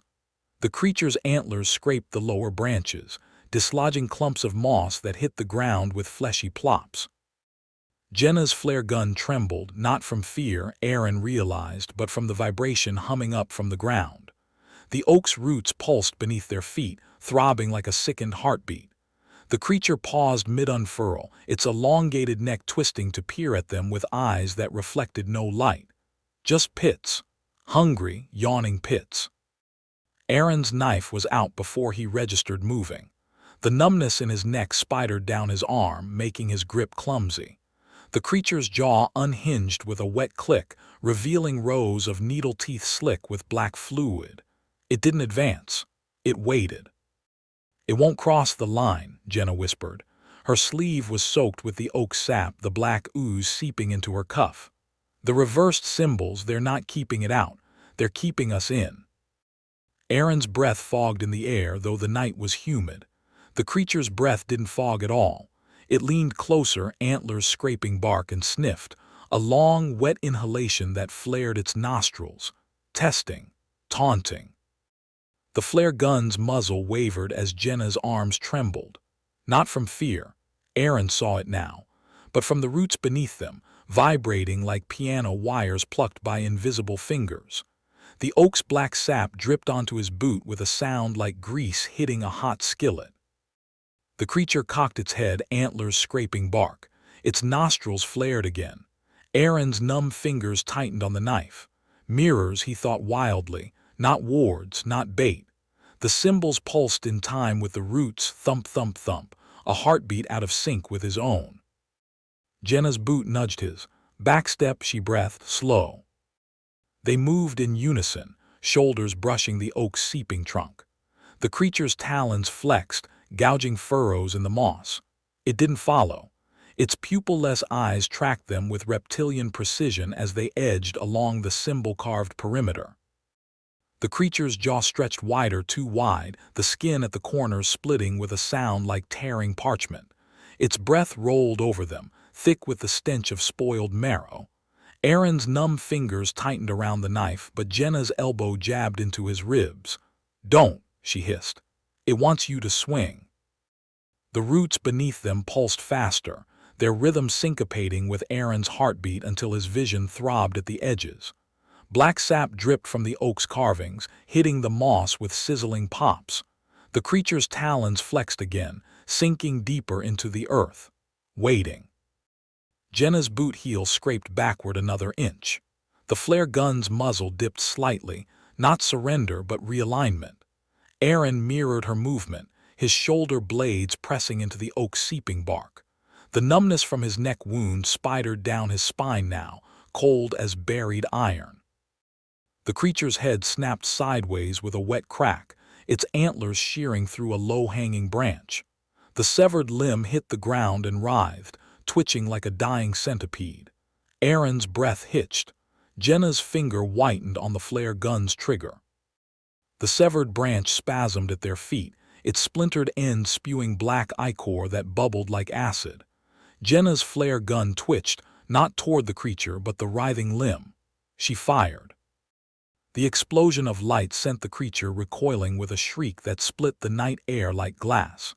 Its elongated limbs folded backward as it scrambled away from the magnesium glare, antlers scraping against tree trunks in its haste. The branch stopped moving, charred to a crisp where the flare had struck it. Aaron's vision swam. The numbness in his neck had reached his jaw now, his tongue thick and useless in his mouth. He tried to speak, but his lips wouldn't obey. Jenna grabbed his arm, her fingers digging into his flesh hard enough to bruise.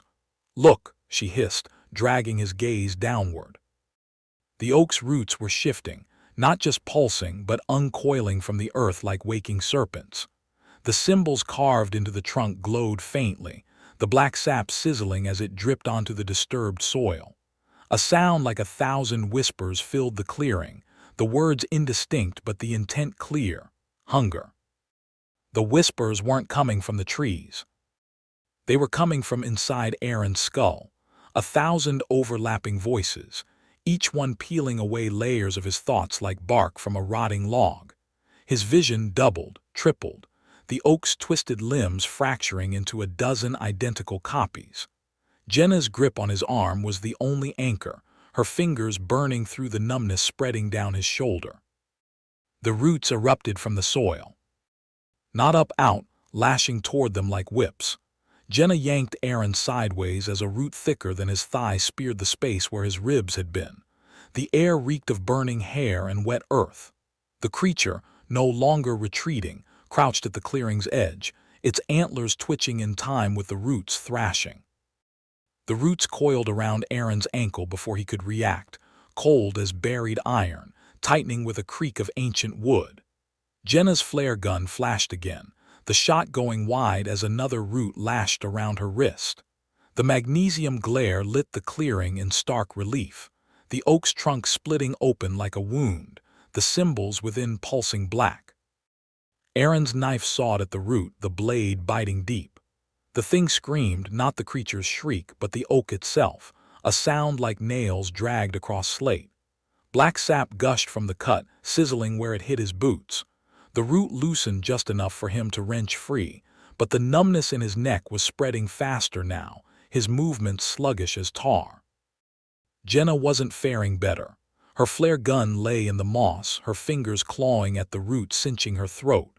The creature hadn't moved. It watched from the tree line, its head cocked, as if amused by their thrashing. Aaron lunged for the flare gun. A root snared his wrist mid-reach, yanking him face first into the moss. The impact jarred his teeth. Above him, the oak's split trunk yawned wider, revealing a hollow ribbed with what looked like bones, not human, not animal, but something between, fused to the wood like grotesque scaffolding. Aaron's cheek pressed into the damp moss as the root dragged him closer to the oak's gaping maw. The stench hit him first, wet earth and fermented bile, the same fungal reek from his neck wound.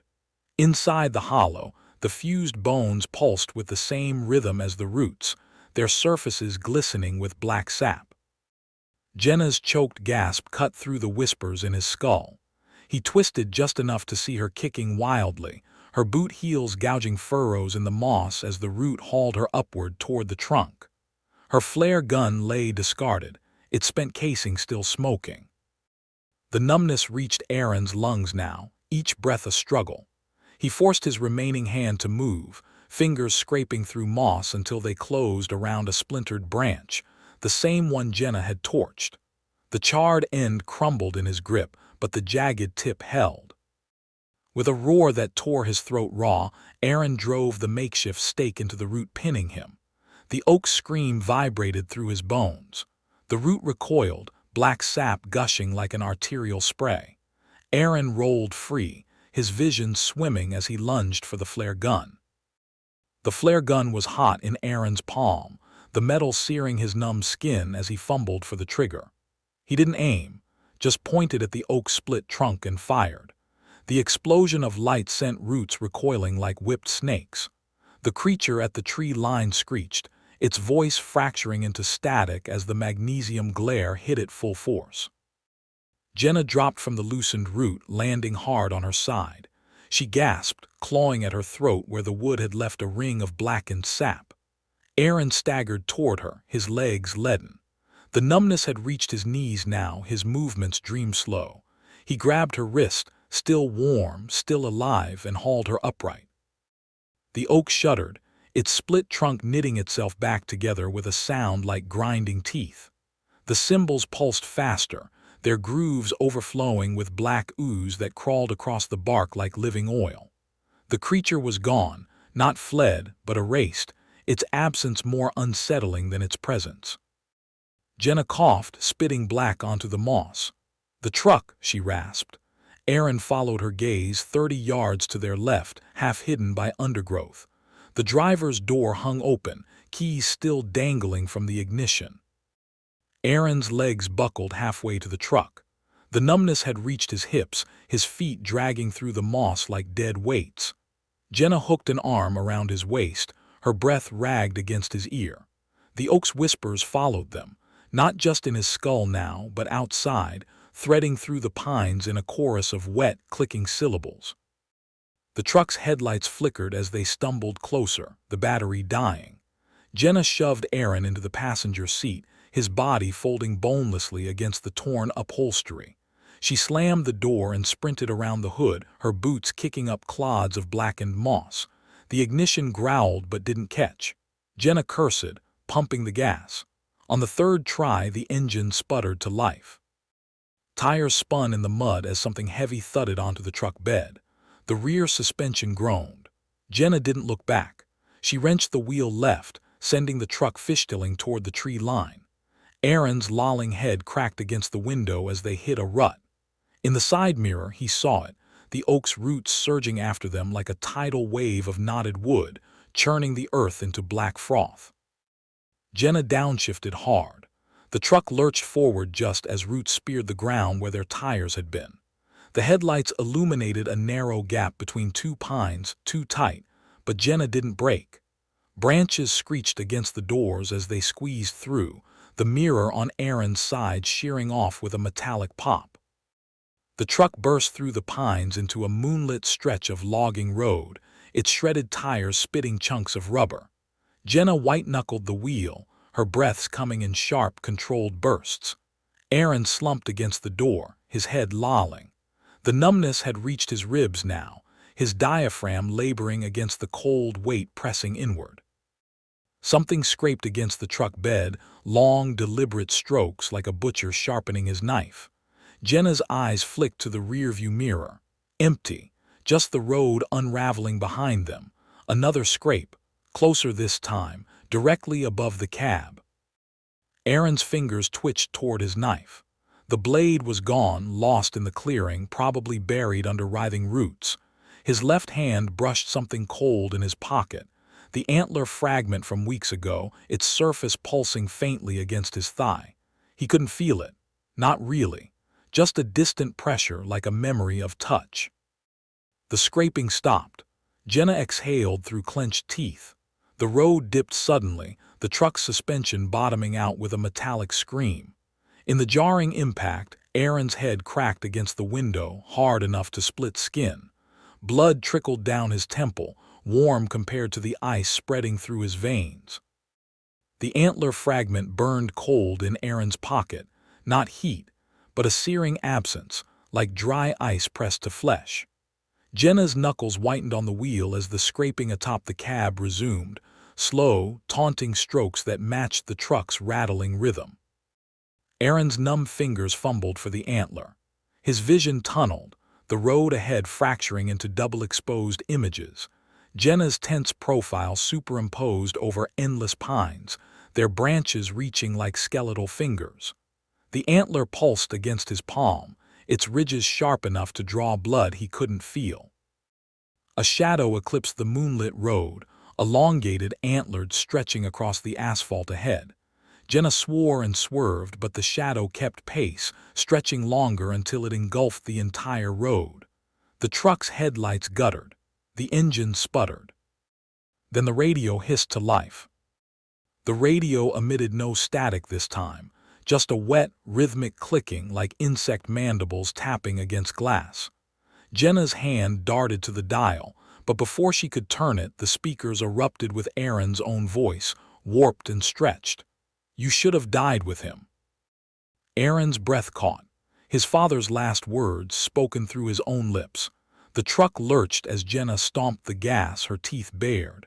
The shadow ahead rippled, its antlered edges dissolving into the pines as they plowed through it. The cab filled with the stench of burning hair. The antler fragment in Aaron's palm twitched. Not a pulse, a jerk like a fishhook yanking taut. He barely had time to register the movement before the truck's rear window shattered inward. A skeletal hand, its fingers fused at the knuckles, groped blindly between the seats. Jenna screamed a curse and swerved hard, sending the truck careening into a birch thicket. Branches screeched against metal. The hand withdrew with a wet pop. Aaron's fingers convulsed around the antler. It wasn't warm anymore. It bled, black ichor seeping between his numb fingers, smoking where it hit the upholstery. The cab reeked of scorched leather and rotting meat. Jenna's eyes flicked to his hand, then back to the road. Her lips formed a word he couldn't hear over the engine's death rattle. The truck burst from the thicket into a moonlit stretch of road, familiar somehow. Aaron's addled brain recognized the pines here. Their trunks bore the same spiral carvings from the clearing, but these were fresher, the sap still glistening. The symbols weren't reversed here. They bled, the grooves weeping crimson. Jenna's boots slammed the brake. The truck skidded to a halt, tires smoking. Ahead, the road dissolved into a wall of fog, impenetrable, swirling like a living thing. The headlights barely pierced it. Something moved in the mist. Not the creature, something worse. The fog didn't drift, it breathed, pulsing outward in slow, deliberate waves that lapped at the truck's grill. Jenna's fingers locked around the gearshift. "No," she whispered. Not to Aaron, to the thing in the mist. A shape coalesced in the roiling gray. Elongated, antlered, but wrong, asterisk, wrong, asterisk. Its limbs fused at unnatural angles like a puppet with tangled strings. Aaron's vision blurred. The antler fragment in his pocket throbbed in time with the fog's rhythm, its edges cutting into his numb palm. Blood, real blood, not black ooze, dripped between his fingers. The radio crackled. No words this time, just a wet, rhythmic clicking, perfectly synced with the fog's contractions. Jenna's boot hovered over the gas pedal. The truck's engine ticked like a cooling gun barrel. Then the headlights died. The darkness swallowed them whole. No dashboard lights, no moon, just the wet clicking from the radio and the fog pressing against the windshield like a living thing. Jenna's breath fogged the glass as she leaned forward, her fingers tightening around the wheel. "Battery's dead," she muttered. "But we just—" The antler fragment in Aaron's hand twitched again. A splinter of pain lanced up his arm, real pain, cutting through the numbness like a scalpel. He gasped. Jenna's head snapped toward him. In the blackness, her pupils were dilated voids. Something scraped along the passenger door, long, slow, like a blade being drawn across metal. Jenna didn't flinch. Her hand slid silently to the door handle, her other palm pressing Aaron's bleeding fist tighter around the antler. "When I say," she breathed, "throw it." The scraping stopped. The radio's click sped up, matching the sudden jackhammer rhythm of Aaron's heart. The fog outside swirled faster, tendrils probing the truck's seams. Cold air seeped through the broken window, carrying the scent of wet fur and spoiled milk. Aaron's fingers twitched around the antler, the only part of him not frozen. The fragment pulsed against his palm like a second heartbeat, its ridges carving crescent wounds into his flesh. Blood dripped onto his thigh, steaming where it touched the fabric. Jenna's fingers flexed on the door handle. Her lips shaped a silent countdown. 3. The fog outside convulsed. A talon scraped the passenger window, etching a jagged line across the glass. Jenna's boot tapped the brake once, twice, a silent signal. 2. The radio's clicking crescendoed into a deafening buzz, the speakers distorting with static. Aaron's vision swam. The antler burned colder, its edges frosting his skin. Jenna's knuckles whitened. 1. "Now," she snarled, yanking her door open. Aaron hurled the antler into the fog. It arced through the darkness like a comet trailing black smoke, then struck something unseen with a sound like a bell tolling underwater. The fog recoiled. The creature, no, the thing within it, shrieked, its voice fracturing into 1,000 overlapping whispers. The shriek didn't fade, it shattered, fracturing the fog into jagged panes of translucent gray that hung suspended in the air. Jenna didn't hesitate. She lunged across the cab, grabbed Aaron's collar, and hauled him out after her. His legs gave way the moment his boots hit asphalt, but she dragged him backward, her heels skidding on the road's cracked surface. The truck's hood crumpled inward with a metallic groan as something unseen slammed into it. The windshield spiderwebbed. Jenna's grip on Aaron's jacket slipped as he sagged, his knees buckling under the weight of the numbness creeping up his torso. His vision swam. The antler fragment lay gleaming on the road ahead, its surface slick with black fluid that crawled toward them like living ink. Jenna swore, hooking her arms under Aaron's shoulders. "Move, you bastard," she grunted, heaving him toward the tree line. The fog shards trembled behind them, realigning, no, reforming into something denser, something with too many limbs. Aaron's head lolled. His neck wound wept black onto Jenna's sleeve. The trees here were different, older, their bark etched with the same spirals but deeper, the grooves filled with clotted crimson.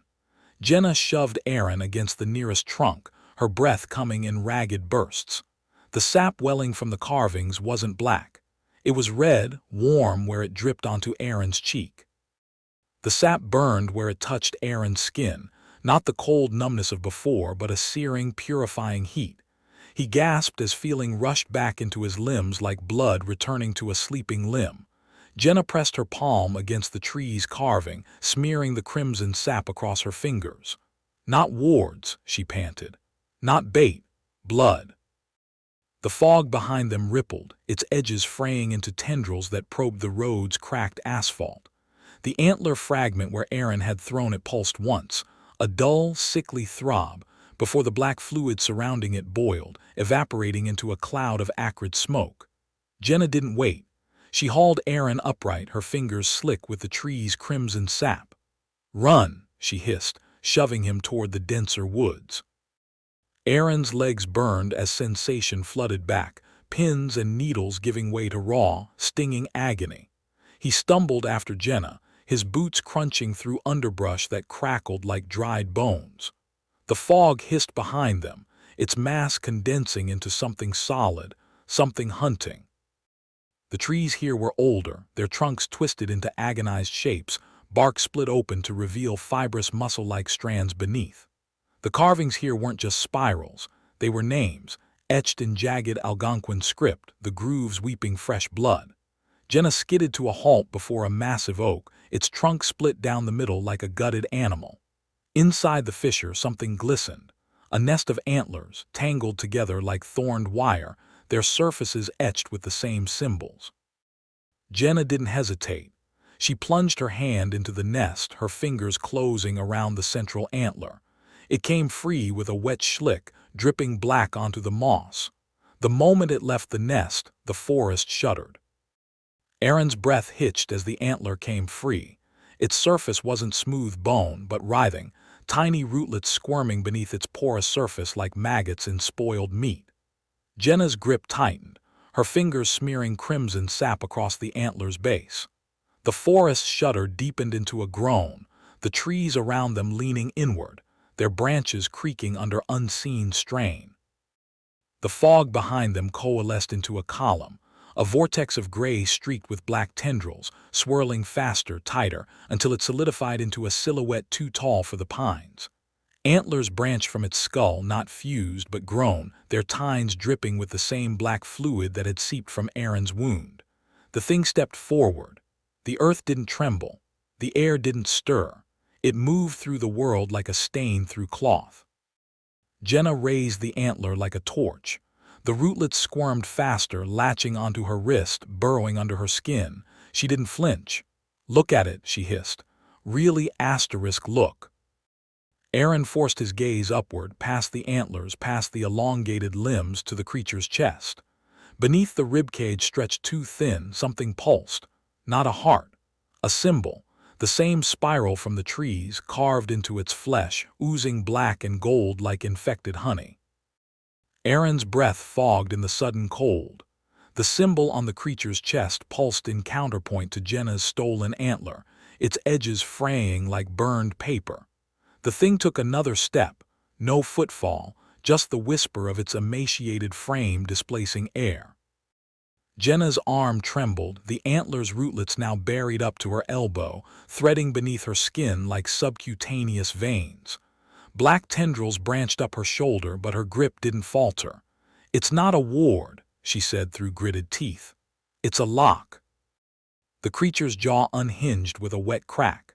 No sound emerged, just pressure, a vacuum tugging at Aaron's eardrums.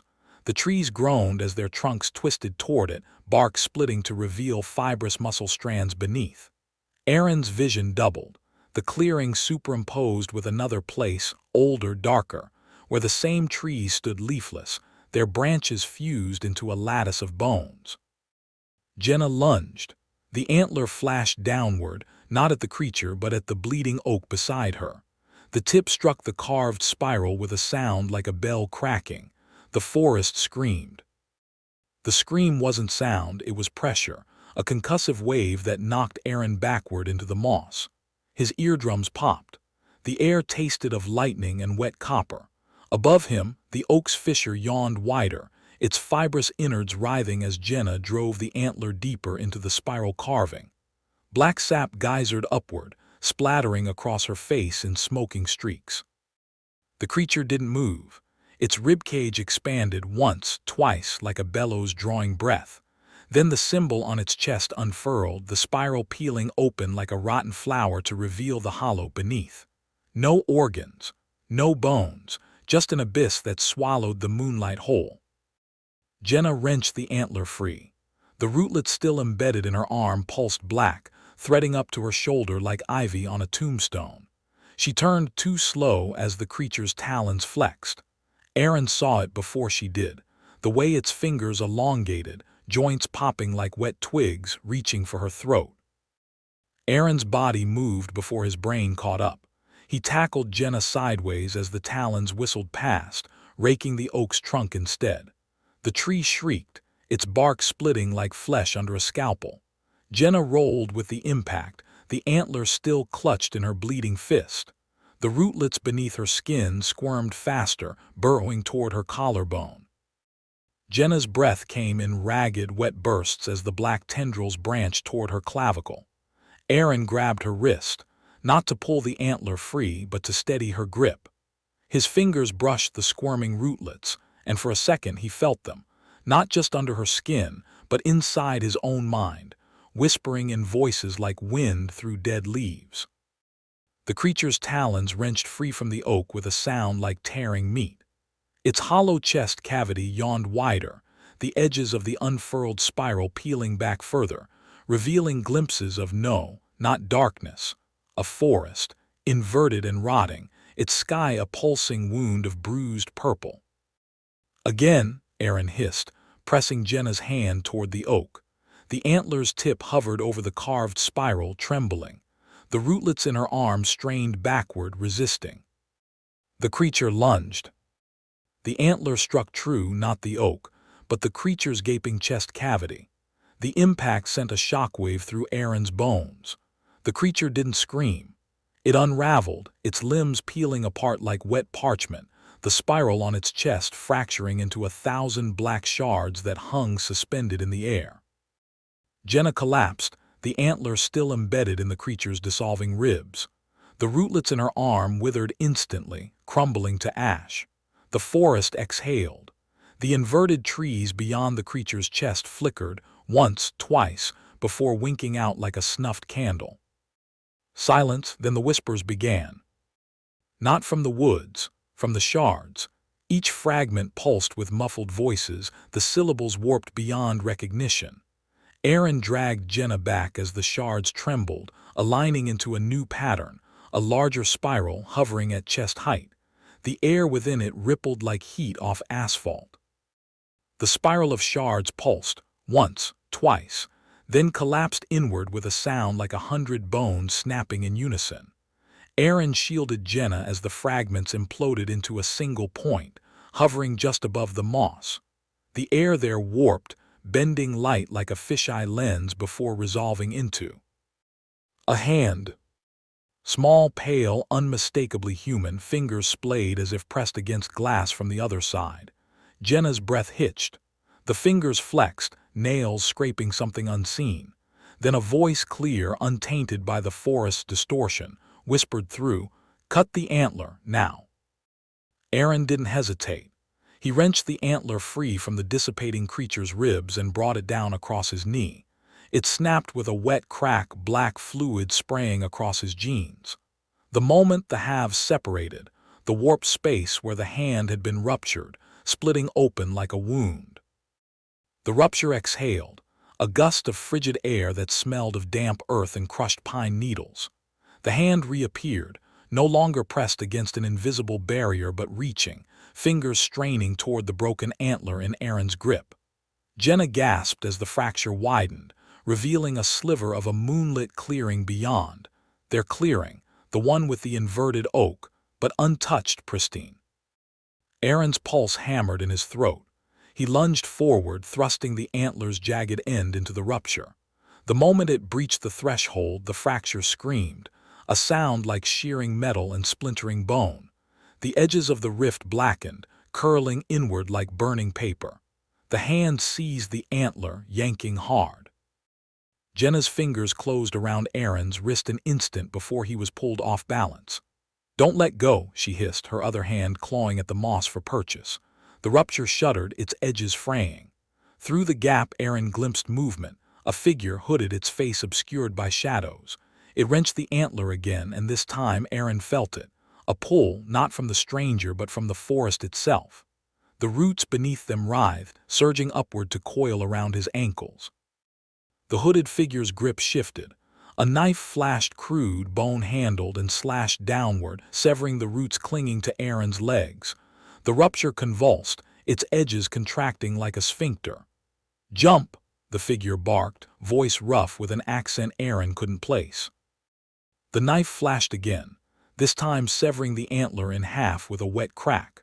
The rupture spasmed violently, its edges peeling backward like burning film. Jenna's grip on Aaron's wrist slipped as the roots beneath them surged anew, their fibrous tips spearing upward like barbed wire. Aaron lunged. His fingers brushed the hooded figure's sleeve, rough-spun wool, damp with dew, before the rupture collapsed with a sound like a thunderclap muffled in wool. The force of the implosion hurled Aaron and Jenna backward into the moss. The forest fell silent. Jenna groaned, rolling onto her side. Her sleeve was torn, the skin beneath lacerated by root thorns. Aaron's palms stung where the moss had abraded them. The rupture was gone, no, not gone. Sealed. The air where it had been hung heavy, warped like heat haze over asphalt. A handprint smoldered in the moss where the figure had stood. Not a burn, a frosting, the blades of grass brittle and rimed with ice. Jenna touched it with one tentative finger, then recoiled as the frost spread up her nail, blackening the quick. "Alive," she whispered. "On the other side." The frost spread up Jenna's fingertip in jagged black lines, branching like lightning under her skin. She clenched her fist, but the creeping ice didn't stop. It climbed inch by inch toward her wrist. Aaron grabbed her forearm, his own fingers numbed the moment they made contact. The cold wasn't just temperature, it was hunger. A twig snapped behind them. Jenna whirled, her frostbitten hand dripping black droplets onto the moss. The trees stood motionless, too motionless, their branches frozen mid-sway. Then Aaron saw it, a single pine needle drifting downward in lazy spirals, taking far too long to hit the ground. Time stuttered. The needle hit the moss without a sound. Jenna's breath fogged in the air, crystallizing before it could dissipate. Aaron watched the suspended droplets of her exhale freeze midair, tiny, glistening fractals refracting the last dregs of moonlight. Something moved at the edge of his vision. Slow, deliberate. The trees themselves seemed to lean away from it, their bark creaking under some immense, unseen pressure. Then the whispers began. Not from the forest this time, from the frost spreading up Jenna's arm. It spoke in a voice like wind through a hollow log, dry, rattling, syllables stretched too thin. Jenna's lips moved in sync, her pupils dilating to black pits. The frost on Jenna's arm pulsed, the blackened veins beneath her skin writhing like roots in fast motion. Her whispered words weren't her own. Aaron recognized the cadence from the radio's warped static. He seized her wrist, his own fingers blistering with cold the moment they made contact.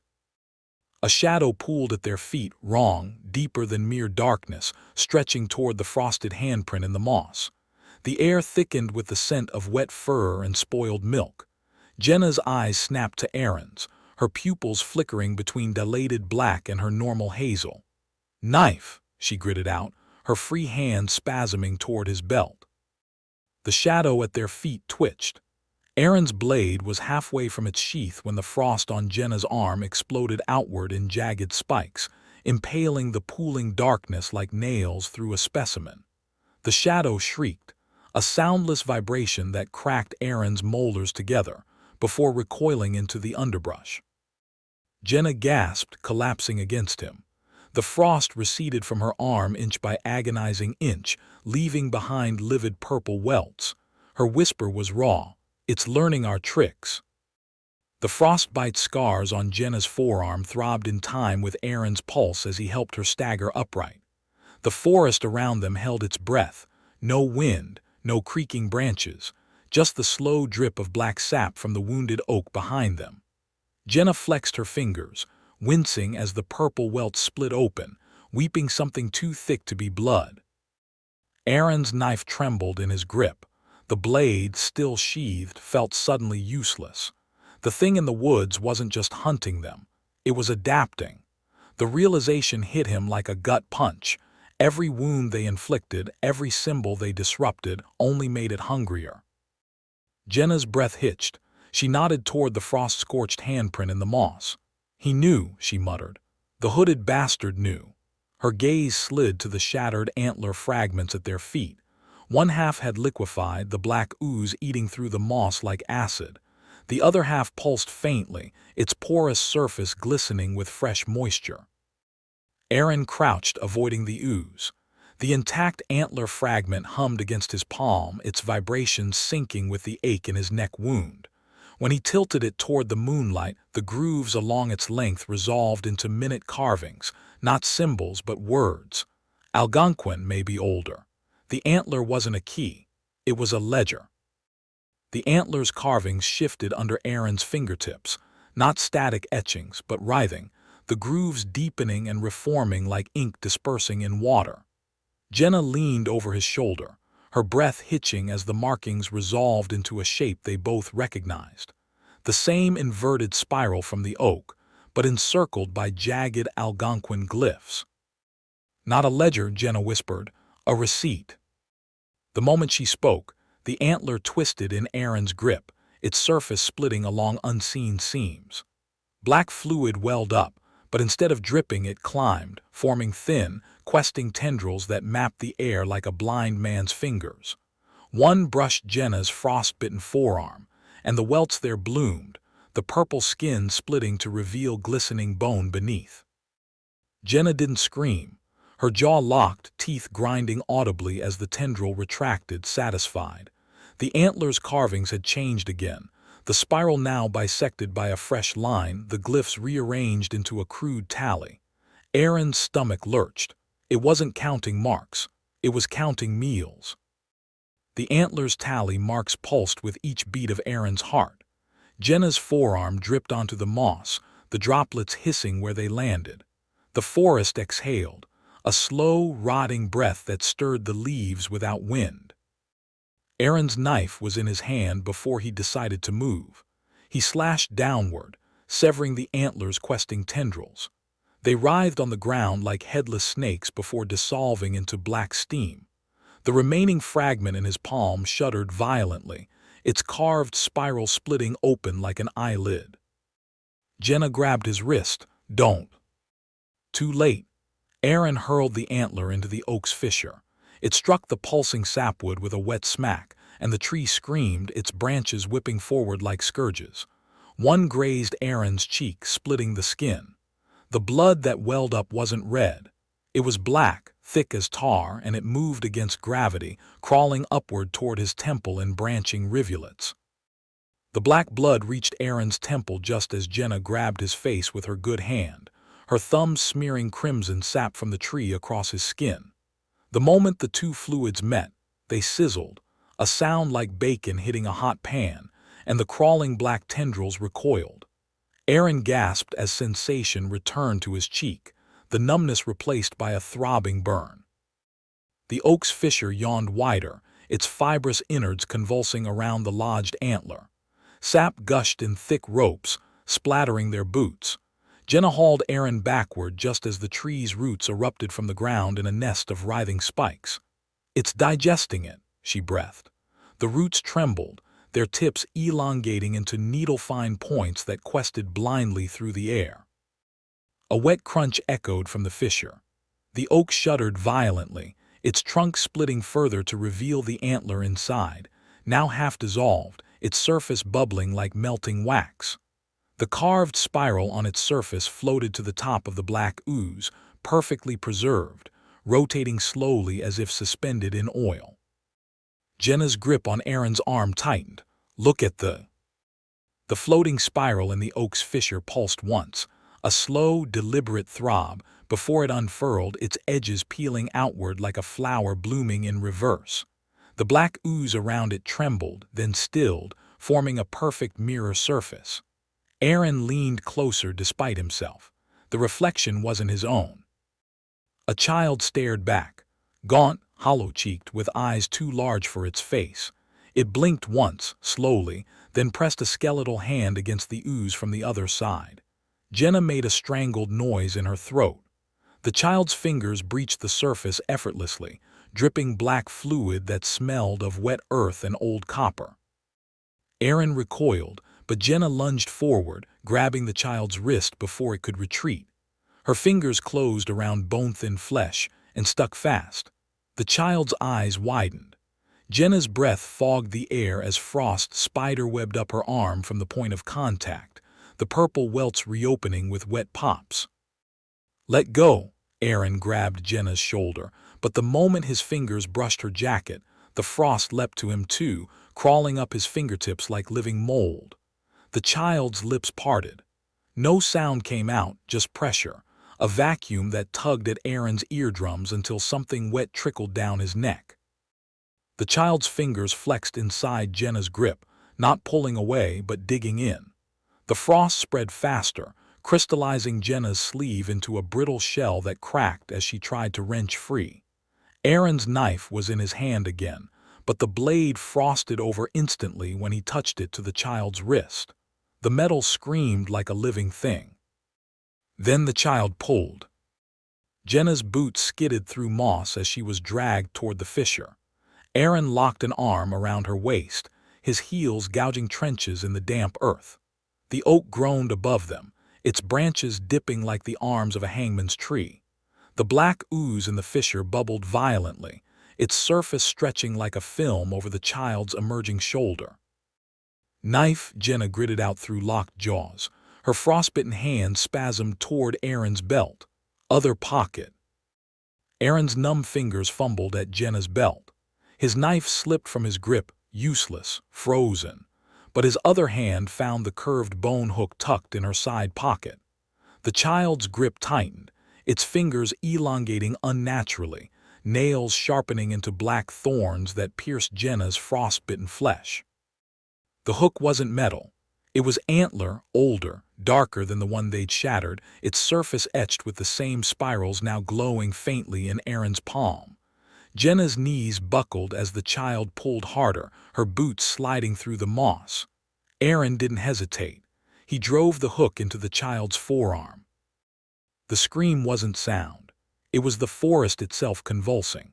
The oak's fissure vomited black ooze as the child recoiled, its wrist now skewered by the hook. The frost on Jenna's arm shattered like glass, falling away in jagged shards. The moment the child's grip broke, the fissure snapped shut with a wet crunch, severing the hook's handle.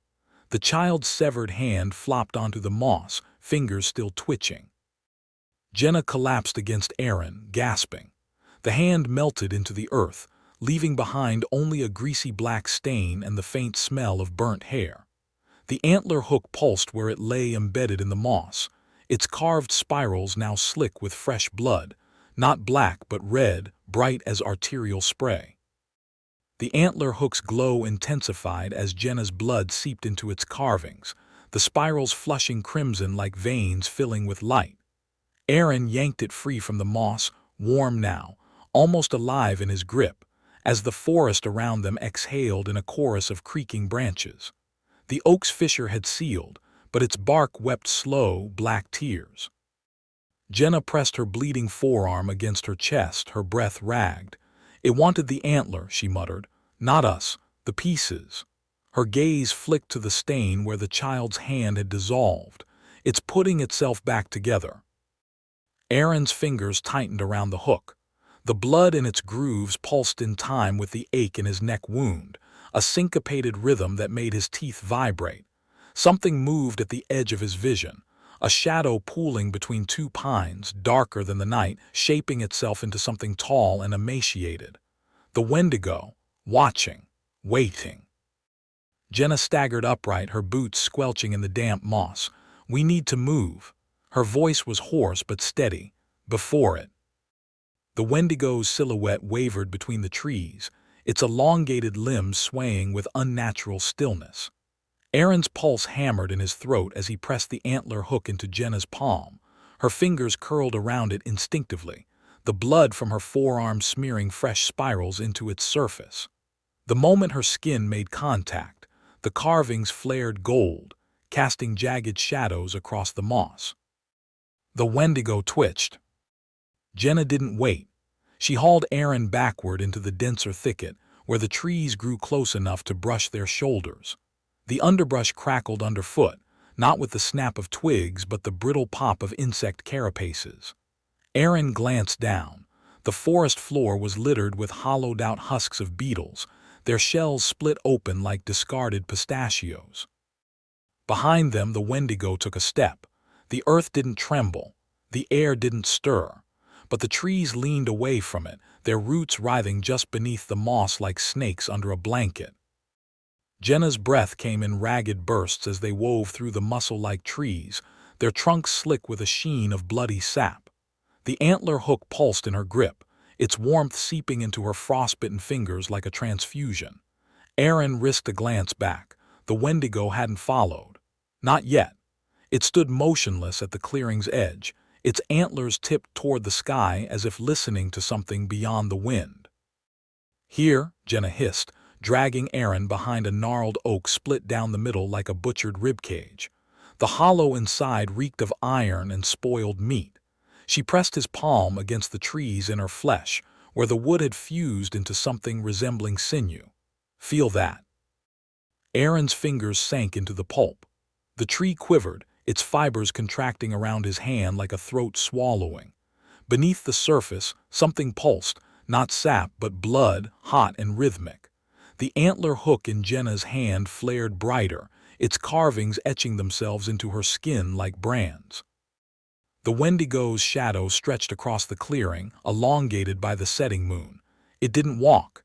It unfolded, its limbs telescoping forward in jerky increments, each joint cracking like ice underfoot. Jenna's grip tightened on the hook. "It's hurting us," she whispered. Toward the tree's pulsing fibers clenched around Aaron's wrist like a tourniquet. He yanked back too late. Thin crimson threads spiraled up his forearm, stitching his skin to the oak's weeping interior. Jenna's knife flashed, severing the threads with a sound like tearing wet parchment. The severed ends writhed on Aaron's skin before dissolving into smoke. "Not a tree," Jenna breathed, "a vein." The Wendigo's shadow pooled at the clearing's edge, its elongated fingers brushing the ground without disturbing a single pine needle. Aaron pressed his bleeding wrist against the oak's pulsing flesh, this time deliberately. The moment his blood touched the fibers, the forest shuddered. The mussel trees spasmed in unison, their sapwood splitting to reveal glistening membranes beneath. Jenna's antler hook flared crimson, its light refracting through the suddenly translucent trees. Beyond them, Aaron glimpsed the other forest, the inverted one from his visions, its sky a pulsing wound of bruised purple. There the same oak stood leafless, its branches fused into a cage of yellowed bones. And inside it hung something. Not bones, not flesh. A shape suspended in the oak's hollow like a fetus in amniotic fluid. Its limbs were too long, its joints too many, its face. Aaron blinked. The vision shattered. The forest snapped back into focus, the trees solid once more. But Jenna had seen it too, her knuckles whitened around the antler hook, its light now strobing erratically. The Wendigo took another step. This time the earth did tremble. The mussel trees surrounding them spasmed, their fibrous innards contracting with wet, sucking sounds. Sap rained down in thick ropes, sizzling where it struck the antler hook's glow. The antler hook's light stuttered like a failing bulb as the Wendigo's shadow engulfed them. Jenna's breath hitched. Her fingers were fused to the carvings now, the spirals branding her palm in raised welts. Aaron grabbed her elbow, but the moment he touched her, the hook's glow intensified, searing his fingertips with cold fire. The Wendigo's head tilted, antlers scraping the canopy with a sound like knives on slate. Jenna wrenched her hand free, leaving strips of skin clinging to the antler. Blood welled in the grooves, blackening as it touched the spiral marks. The Wendigo inhaled, a wet, rattling suck of air, and its chest cavity distended, the same pulsing spiral beneath its ribs gaping wider. The mussel trees around them shrieked, their fibrous trunks splitting to expel thick ropes of clotted sap. "Run!" Jenna mouthed, but no sound came out. Her lips were tinged blue, frost creeping up her jawline. Aaron dragged her backward just as the Wendigo's talons grazed the space where her throat had been. The antler hook clattered to the moss, its light dimming to a sickly flicker. The forest convulsed. Roots erupted around them like spears, shearing through the earth with terrifying precision. Aaron vaulted over a coiled tendril, Jenna's weight slung over his shoulder. Her breath was shallow, her pupils dilated. Whatever the hook had done to her, it was eating her alive from the inside. The Wendigo's breath rattled through the trees, a sound like wind through dry corn husks, as Aaron's boots skidded in the moss. Jenna's body was limp over his shoulder, her skin leaching warmth into the creeping frost. The antler hook lay where it had fallen, its dying light casting elongated shadows that slithered toward them like living things. A root lashed out, snagging Aaron's ankle. He twisted, feeling the fibrous grip tighten like a noose. Jenna's head lolled against his back, her whisper barely audible. "The blood, it wants the blood." Her frostbitten fingers twitched toward his wrist where the oak's threads had sewn his flesh open. The wound pulsed, dripping crimson onto the moss. The droplets didn't soak in. They rolled, gathering into a perfect sphere that vibrated with unnatural tension. The Wendigo's talons scraped bark as it circled them, its hollow chest cavity yawning wider. Aaron watched his blood bead tremble, then streak sideways, sucked into the creature's spiral like water down a drain. The moment it vanished, the forest shuddered. The roots recoiled. The muscle trees spasmed, their sap turning viscous, black. Jenna's hand clamped onto Aaron's shoulder, her nails drawing blood. "Again," she rasped. Aaron slashed his own wrist before Jenna finished speaking. No hesitation, just the hot sting of metal parting flesh. Blood arced onto the moss in fat, deliberate drops. The Wendigo froze mid-step, its ribcage expanding like bellows as the spiral beneath its ribs pulsed black gold. Jenna's fingers dug into Aaron's shoulder. "Not here," she choked out, dragging him sideways as the first blood drop hit the ground. It didn't soak in. It quivered, then shot toward the Wendigo like an iron filing to a magnet. The creature's jaw unhinged with a wet crack, but before the blood could reach it, Jenna kicked the antler hook. The bone fragment skidded into the blood's path. The droplet struck the central spiral and detonated in a spray of crimson mist. The Wendigo recoiled as if scalded, its talons raking its own chest where the spiral now smoldered. The muscle trees shrieked in unison, their bark splitting to reveal wet, glistening membranes beneath. The antler hook hissed where Jenna's blood had struck it, the bone blackening like charred wood. Aaron's wrist throbbed in time with the Wendigo's convulsions, a sickening syncopation that made his molars ache. The creature's chest cavity gaped wider, the spiral inside now cracked like a broken lens. Jenna swayed against him, her breath shallow. "Again," she whispered, pressing his bleeding wrist toward the hook. The moment his blood touched the bone, the carvings flared, etching themselves into the air like burning wire. The Wendigo screeched, a sound that splintered the trees around them, sending bark shrapnel raining down. Aaron lunged, snatching the hook just as the Wendigo's talons sliced the air where his throat had been. The bone seared his palm, the spirals branding his skin. He didn't hesitate. He drove the hook into the moss, twisting it like a key. The earth rippled, the roots recoiling as if yanked by invisible strings. The Wendigo staggered, its antlers scraping the canopy. The spiral in its chest pulsed erratically, its edges fraying like rotten fabric. Jenna collapsed to her knees, her frostbitten hand pressed to the ground. "It's unraveling," she gasped. The antler hook vibrated violently in Aaron's grip, no longer a tool, but a conduit, its spirals drinking his blood faster than the wound could weep. The Wendigo's chest cavity spasmed, the fracture lines in its spiral spreading like ice under a hammer. Jenna's breath fogged the air between them, each exhale crystallizing into jagged fractals that hovered too long before shattering. Aaron twisted the hook harder. The ground buckled. Roots erupted around them, not attacking, retreating, shriveling like worms in salt. The Wendigo's talons dug into its own rib spiral, as if trying to claw the corruption out. Black ooze gushed between its fingers, sizzling where it hit the moss. Jenna's frostbitten hand shot out, clamping over Aaron S. on the hook. Her skin fused to his instantly, their blood mingling in the carvings. The spiral's glow intensified, no longer gold or crimson, but a searing white that cast no shadows. The Wendigo screamed, but the sound cut off abruptly as its jaw unhinged too wide, tendons snapping like overtuned strings. The light consumed everything. The white burned itself into Aaron's retinas, not light but absence, swallowing sound, breath, even the pulse in his veins. Then, with a sound like 1,000 pages tearing at once, it collapsed inward. Jenna's hand was still fused to his, their skin knit together by spirals of scar tissue where the antler hook had melted into their flesh. The Wendigo was gone. In its place stood the oak from his vision, bone-white and leafless, its branches fused into a cage. Inside, the shape hung motionless, its two long limbs folded against its chest. Jenna exhaled sharply, the frost on her lips cracked. "It wasn't hunting us," she whispered. "It was hurting us here." The bone oak's branches creaked, shifting like arthritic fingers. Aaron's bloodied wrist throbbed, not pain but pull, as if something beneath the earth was tugging at his veins. Jenna's grip tightened. "Don't let it." Aaron's vision swam. The bone oak's branches swayed unnaturally, their joints clicking like knuckles popping.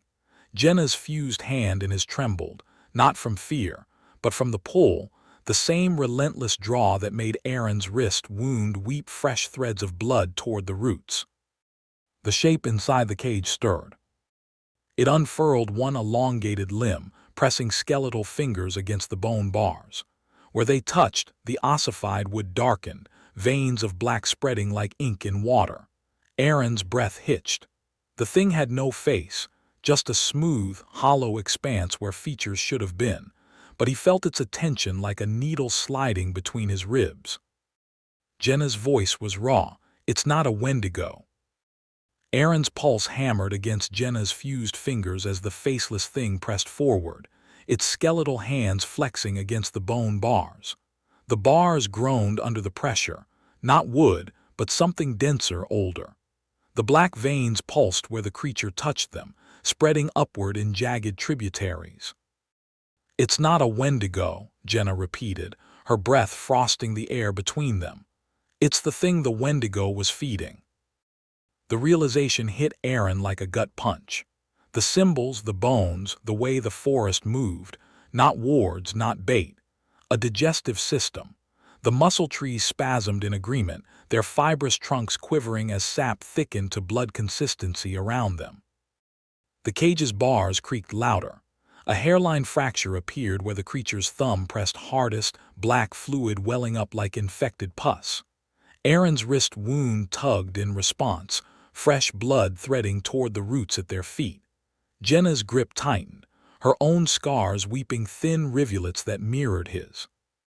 The bone cage groaned as the faceless thing leaned into the bars, its elongated fingers curling around them with deliberate, grinding pressure.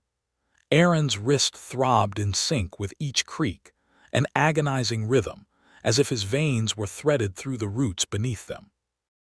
Jenna's fused hand in his spasmed. "It's using us to break out," she choked out. Her breath crystallized midair, the ice fractals forming the same spiral pattern branded into their palms.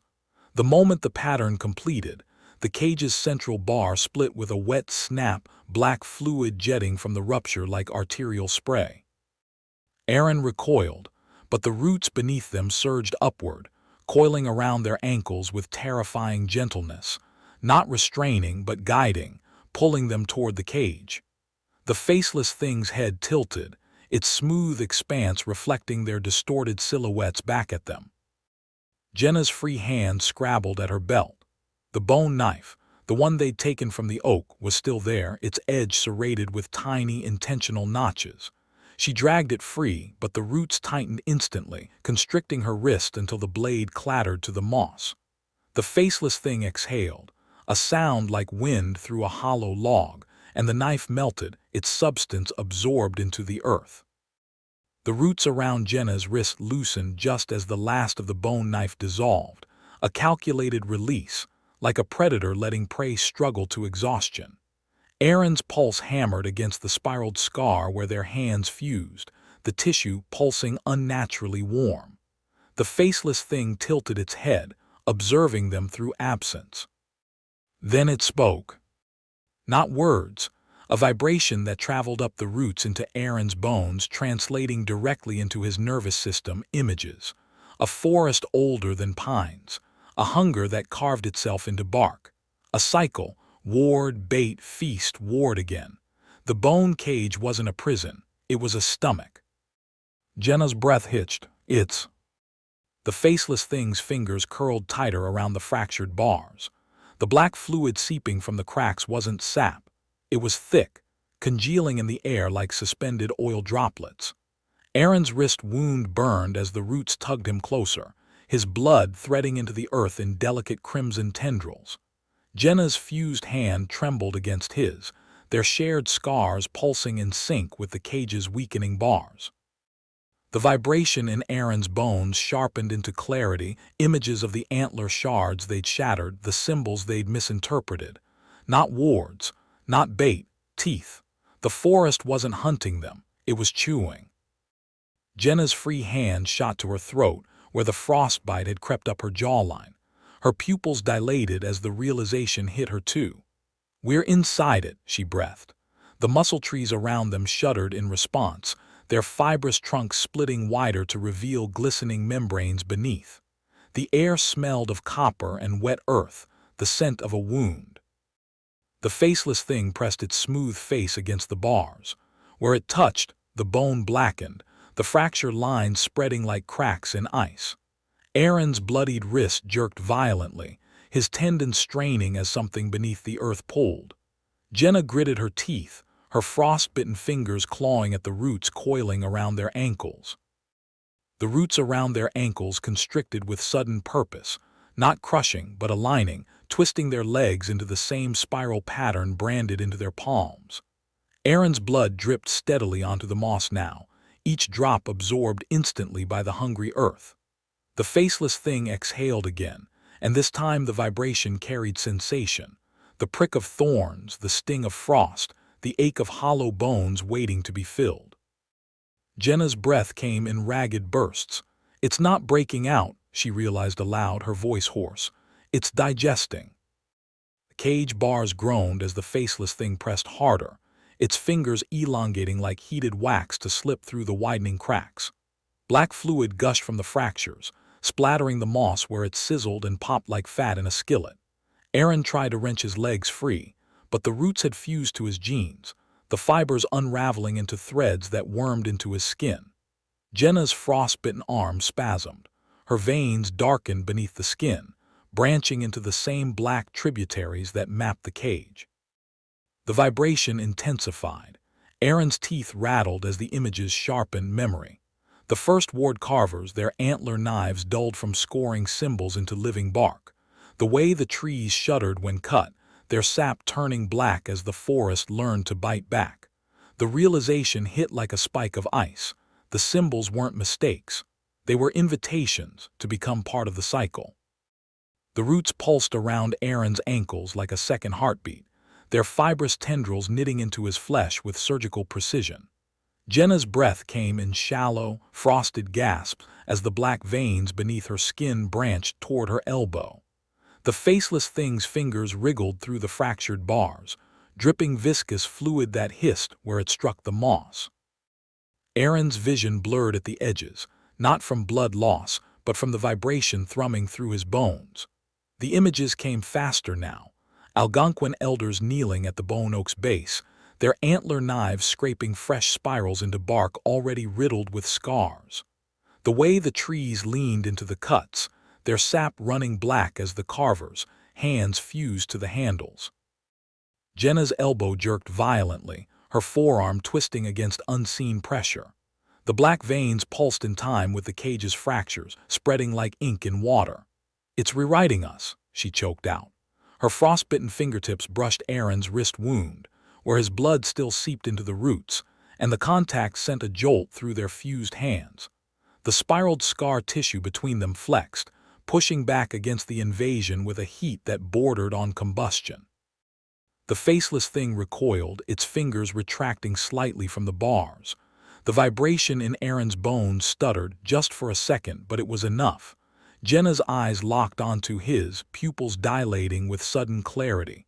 "Our blood's wrong," she hissed. "The infection, it can't process it."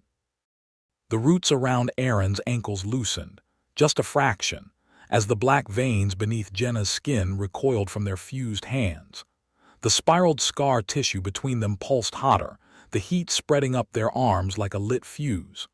The faceless thing's fingers twitched in the cage's fractures, its smooth head tilting as if puzzled. Aaron didn't hesitate. He slammed his bleeding wrist against Jenna's frostbitten forearm, their mingled blood smearing across the blackening veins. The reaction was instantaneous. Jenna's arm convulsed, the dark tributaries shriveling like worms in salt. The roots beneath them recoiled with a wet, tearing sound, their fibrous tendrils retracting into the earth. The faceless thing screeched, a sound that bypassed Aaron's ears and vibrated directly in his marrow. The bone cage's bars splintered wider, black fluid geysering from the cracks. But instead of pressing forward, the creature contorted, its elongated limbs folding inward as if shielding itself from their blood's residue. Jenna gasped, her breath no longer frosting the air. "It's allergic," she muttered, her voice hoarse with revelation. She twisted their fused hands, pressing the spiraled scar into the nearest root. The root blackened, then crumbled to ash. Aaron's pulse hammered against Jenna's fused fingers as the faceless thing writhed inside its cage, its form flickering like a guttering flame. The roots beneath them convulsed, recoiling from their mingled blood as if burned. Black fluid sprayed from the fractures in the bone bars, sizzling where it struck their intertwined hands. The spiraled scar between them pulsed white-hot, the heat spreading up their arms in jagged forks. Jenna's breath came in ragged bursts. "Again," she croaked, dragging their fused hands toward the nearest root cluster. The moment their scarred flesh touched the fibrous tendrils, the roots screamed, a sound like tearing metal, before shriveling into brittle husks. The faceless thing recoiled further, its elongated limbs folding into itself as the cage's fractures began to knit, the black veins receding like tidewater. Aaron's vision swam. The heat from their fused hands wasn't just burning the infection, it was etching into him, carving new spirals beneath his skin. He could feel them branching up his forearm, mapping his veins in glowing tributaries. Jenna's pupils reflected the same light, her frostbite receding as the black veins in her arm dissolved into smoke. The bone cage groaned as its fractures sealed with wet, clicking sounds. The faceless thing pressed its smooth face against the bars once more, not attacking, but watching, its hollow attention fixed on their intertwined hands.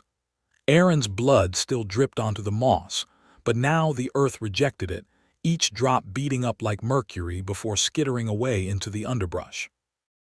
Aaron exhaled sharply as the last root disintegrated beneath their scarred hands, leaving behind only a greasy stain that smelled of burnt hair.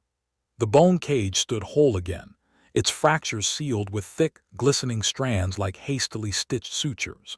The faceless thing inside had gone perfectly still, but its hollow attention remained fixed on them, vibrating through Aaron's bones in a way that made his teeth ache. Jenna tugged their fused hands backward, her breath uneven. "We're not done," she whispered. The spiraled scar between their palms pulsed gold crimson, its heat spreading up their arms in branching waves. Aaron's vision doubled for a heartbeat. He saw the forest inverted again, the bone oak's branches now fused into a throne of yellowed femurs, the faceless thing perched atop it like a crowned corpse. The vision shattered as Jenna's nails dug into his wrist. "It's remembering us," she hissed. The muscle trees around them shuddered in response, their fibrous trunks splitting to reveal wet, glistening membranes pulsing in sync with the scar's glow. Aaron's bloodied wrist throbbed, not from pain, but from pull, as if the earth itself was trying to siphon the spirals from his veins. The antler hook lay where they dropped it, its carvings now blackened and warped. Jenna kicked it toward the bone cage with her boot, the bone skittering across the moss like a cursed coin. The moment it touched the cage's base, the faceless thing moved, faster than sight, its elongated fingers snatching the hook through the bars. The bone dissolved in its grip, melting into black ooze that dripped onto the moss where it sprouted tiny, writhing roots. The scar between their hands burned hotter, not just flesh now, but something deeper like molten wire threading through bone. Aaron's vision blurred at the edges, the forest tilting sideways as the inverted throne vision flickered back. The faceless thing perched atop its ossified seat, the antler hook's remnants pooled in its palm like quicksilver. A wrong thought slithered into his skull. That's not its hand. That's mine. Jenna wrenched their fused hands upward, breaking the trance. "Don't look," she gasped, but it was too late. The scar's heat pulsed in time with the cage's sutured bars, their glow dimming as the faceless thing absorbed the antler's residue. The muscle trees groaned, their split trunks oozing black sap that crystallized midair into jagged shards. One grazed Aaron's cheek, cold as ice, sharp as glass, and the cut didn't bleed. It itched, the skin around it puckering into miniature spirals. The cage's bars flexed, the sutures stretching like overworked muscle. The faceless thing leaned forward, its smooth face pressing against the bone. Where it touched, the material darkened, then transparent, revealing the hollow inside its skull, not empty, swarming. Tiny hooked shapes writhed in the cavity, their bodies segmented like centipedes made of fingernails. Aaron's stomach lurched. He knew those shapes. They matched the carvings on the antler hook. Jenna's free hand clamped over his eyes. "Stop giving it ideas," she snarled, but her fingers trembled. Frost crackled down her arm again, the black veins reappearing as jagged lightning bolts beneath her skin. The faceless thing exhaled, a sound like wind through a pipe organ, and the frost on Jenna's arm squirmed, rearranging itself into the same spiral pattern burning between their hands. The frost spirals on Jenna's arm pulsed once, a sickly, phosphorescent glow, before burrowing into her flesh. She screamed through clenched teeth, her free hand clawing at the blackened veins now branching toward her shoulder. Aaron grabbed her wrist, but the moment his fingers touched her skin, the frost spirals leaped to him, etching themselves into his forearm like brands from a white-hot iron. The faceless thing's hollow skull tilted. The hooked shapes inside it writhed faster, their segmented bodies clicking against each other in a sound like 100 knives being sharpened at once. The bone cage's sutures strained, oozing black fluid that hissed where it struck the moss, not sap, but something thicker, darker, alive with wriggling filaments.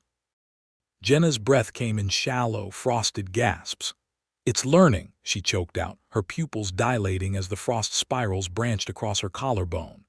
Aaron's own arm burned where the patterns had transferred, the pain burrowing deeper than muscle, into marrow, into memory. The inverted throne vision flickered again. The faceless thing perched atop its ossified seat, its hollow skull now filled with their spirals, their frost, their blood. The muscle trees shuddered violently, their fibrous trunks splitting wider to reveal glistening membranes beneath, pulsing in perfect sync with the spirals on Aaron and Jenna's skin. The faceless thing exhaled, and the frost on Jenna's neck crawled upward, forming delicate fractal patterns along her jawline. Aaron's forearm mirrored the movement, the spirals there twisting into identical configurations without his consent. The frost spirals on Jenna's throat constricted with each breath, tightening like nooses. Aaron watched in horror as her pulse fluttered visibly beneath the blackened veins, her skin paling to the color of old parchment. The faceless thing leaned closer, its hollow skull pressing against the transparent bars, the hooked shapes inside now mimicking the frost patterns creeping up Jenna's neck. Aaron's own spirals seared hotter, no longer just branding his skin but unspooling something deep within him. Memories that weren't his flickered behind his eyelids, a knife in his hand but not his hand, thick-fingered and scarred, pressing the blade into a child's palm. The child didn't scream. The blood didn't drip. It flowed upward, defying gravity to trace spirals in the air. Jenna's knee buckled. The roots surged to catch her, not attacking but cradling, their fibrous tendrils coiling around her waist with grotesque gentleness. The faceless thing exhaled, and the frost on Jenna's skin bloomed, crystallizing into intricate lacework that crept toward her lips. Aaron grabbed her shoulder, but the moment his spiraled forearm touched her, the patterns merged, their combined glow flaring blindingly bright. The bone cage screamed. The sound wasn't audible, it vibrated up from the earth, through Aaron's bones, into his teeth. The cage's sutures burst.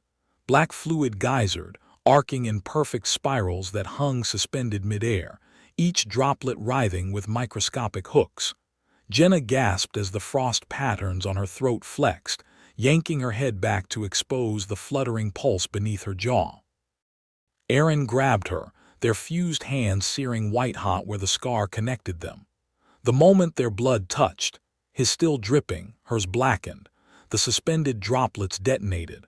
The shockwave knocked them backward into the muscle trees, their fibrous trunks splitting to cushion the impact with wet, glistening membranes. The faceless thing stepped free of its cage. Not walked, unfolded. Its elongated limbs twisted like smoke, reassembling into something taller, gaunter, its hollow skull now studded with the antler hook's carvings. The hooked shapes inside its head cavity spilled out, not centipedes, but words, physical things that wriggled through the air toward Jenna's open mouth. Aaron lunged sideways, his spiraled forearm slamming into Jenna's chest to knock her away from the writhing words. The hooked shapes twisted midair, their segmented bodies flexing like fishing lines with barbs, then snapped toward him instead. Jenna's scream drowned in the wet crunch as the first word burrowed into Aaron's cheek, its hooked tip punching through his molar with a sound like a nail gun. Jenna's frostbitten hand clamped over the wound, not to pull it out but to push deeper. The moment her spiraled palm made contact, the word blackened, its hooked limbs curling inward like a dying spider. Aaron tasted burnt copper as it dissolved against his tongue. The remaining words recoiled, their segmented bodies coiling in midair like threatened vipers. The faceless thing tilted its skull. The antler carving studding its hollow sockets pulsed, once, twice, in perfect sync with the spirals now branching up Aaron's neck. Jenna's fingers dug into his shoulder. "It's tasting us," she choked out. Her breath no longer fogged the air. The frost patterns on her skin had crystallized into a grotesque latticework, each intersection pulsing with the same rhythm as the thing's ribs. Aaron's vision fractured. The inverted throne vision flickered again. The faceless thing now wore his spirals like a crown, the hooked words slithering through its hollow skull to spell something in a language that carved itself directly into his prefrontal cortex. Not prey, it vibrated through his bones. Parts. The hooked words retreated into the faceless thing's hollow skull with a wet, sucking sound, leaving behind an oily residue in the air that smelled of burnt hair and wet copper. Aaron's tongue probed the hole in his cheek where the word had burrowed. No blood, just a numb, puckered spiral of flesh. Jenna's hand trembled against his shoulder, her frost-laced fingers leaving icy prints on his skin. The faceless thing took a step forward, not with feet, but with a grotesque unfolding of its elongated limbs, like a marionette learning to walk. The antler carvings in its skull pulsed brighter, casting jagged shadows that slithered across the muscle tree's glistening membranes. Aaron's spiraled forearm throbbed in sync, the patterns branching toward his elbow like roots seeking water. Jenna's breath hitched. "It's mapping us," she whispered. Her frost lattice had spread to her collarbone, the intersecting lines forming a crude replica of the symbols they'd found in the cave. Aaron's gut twisted, not symbols, blueprints. The faceless thing exhaled, and the frost on Jenna's chest flexed, constricting her ribs with an audible creak. She gagged, her fused hand in Aaron's clamping down hard enough to crack bone. The muscle trees shuddered in response, their split trunks oozing black sap that hardened into barbed thorns midair. One grazed Aaron's neck, embedding itself in his skin with a sickening pop. It didn't hurt. It itched, burrowing deeper like a tick seeking a vein. The barbed thorn in Aaron's neck pulsed, its ridges expanding like tiny lungs.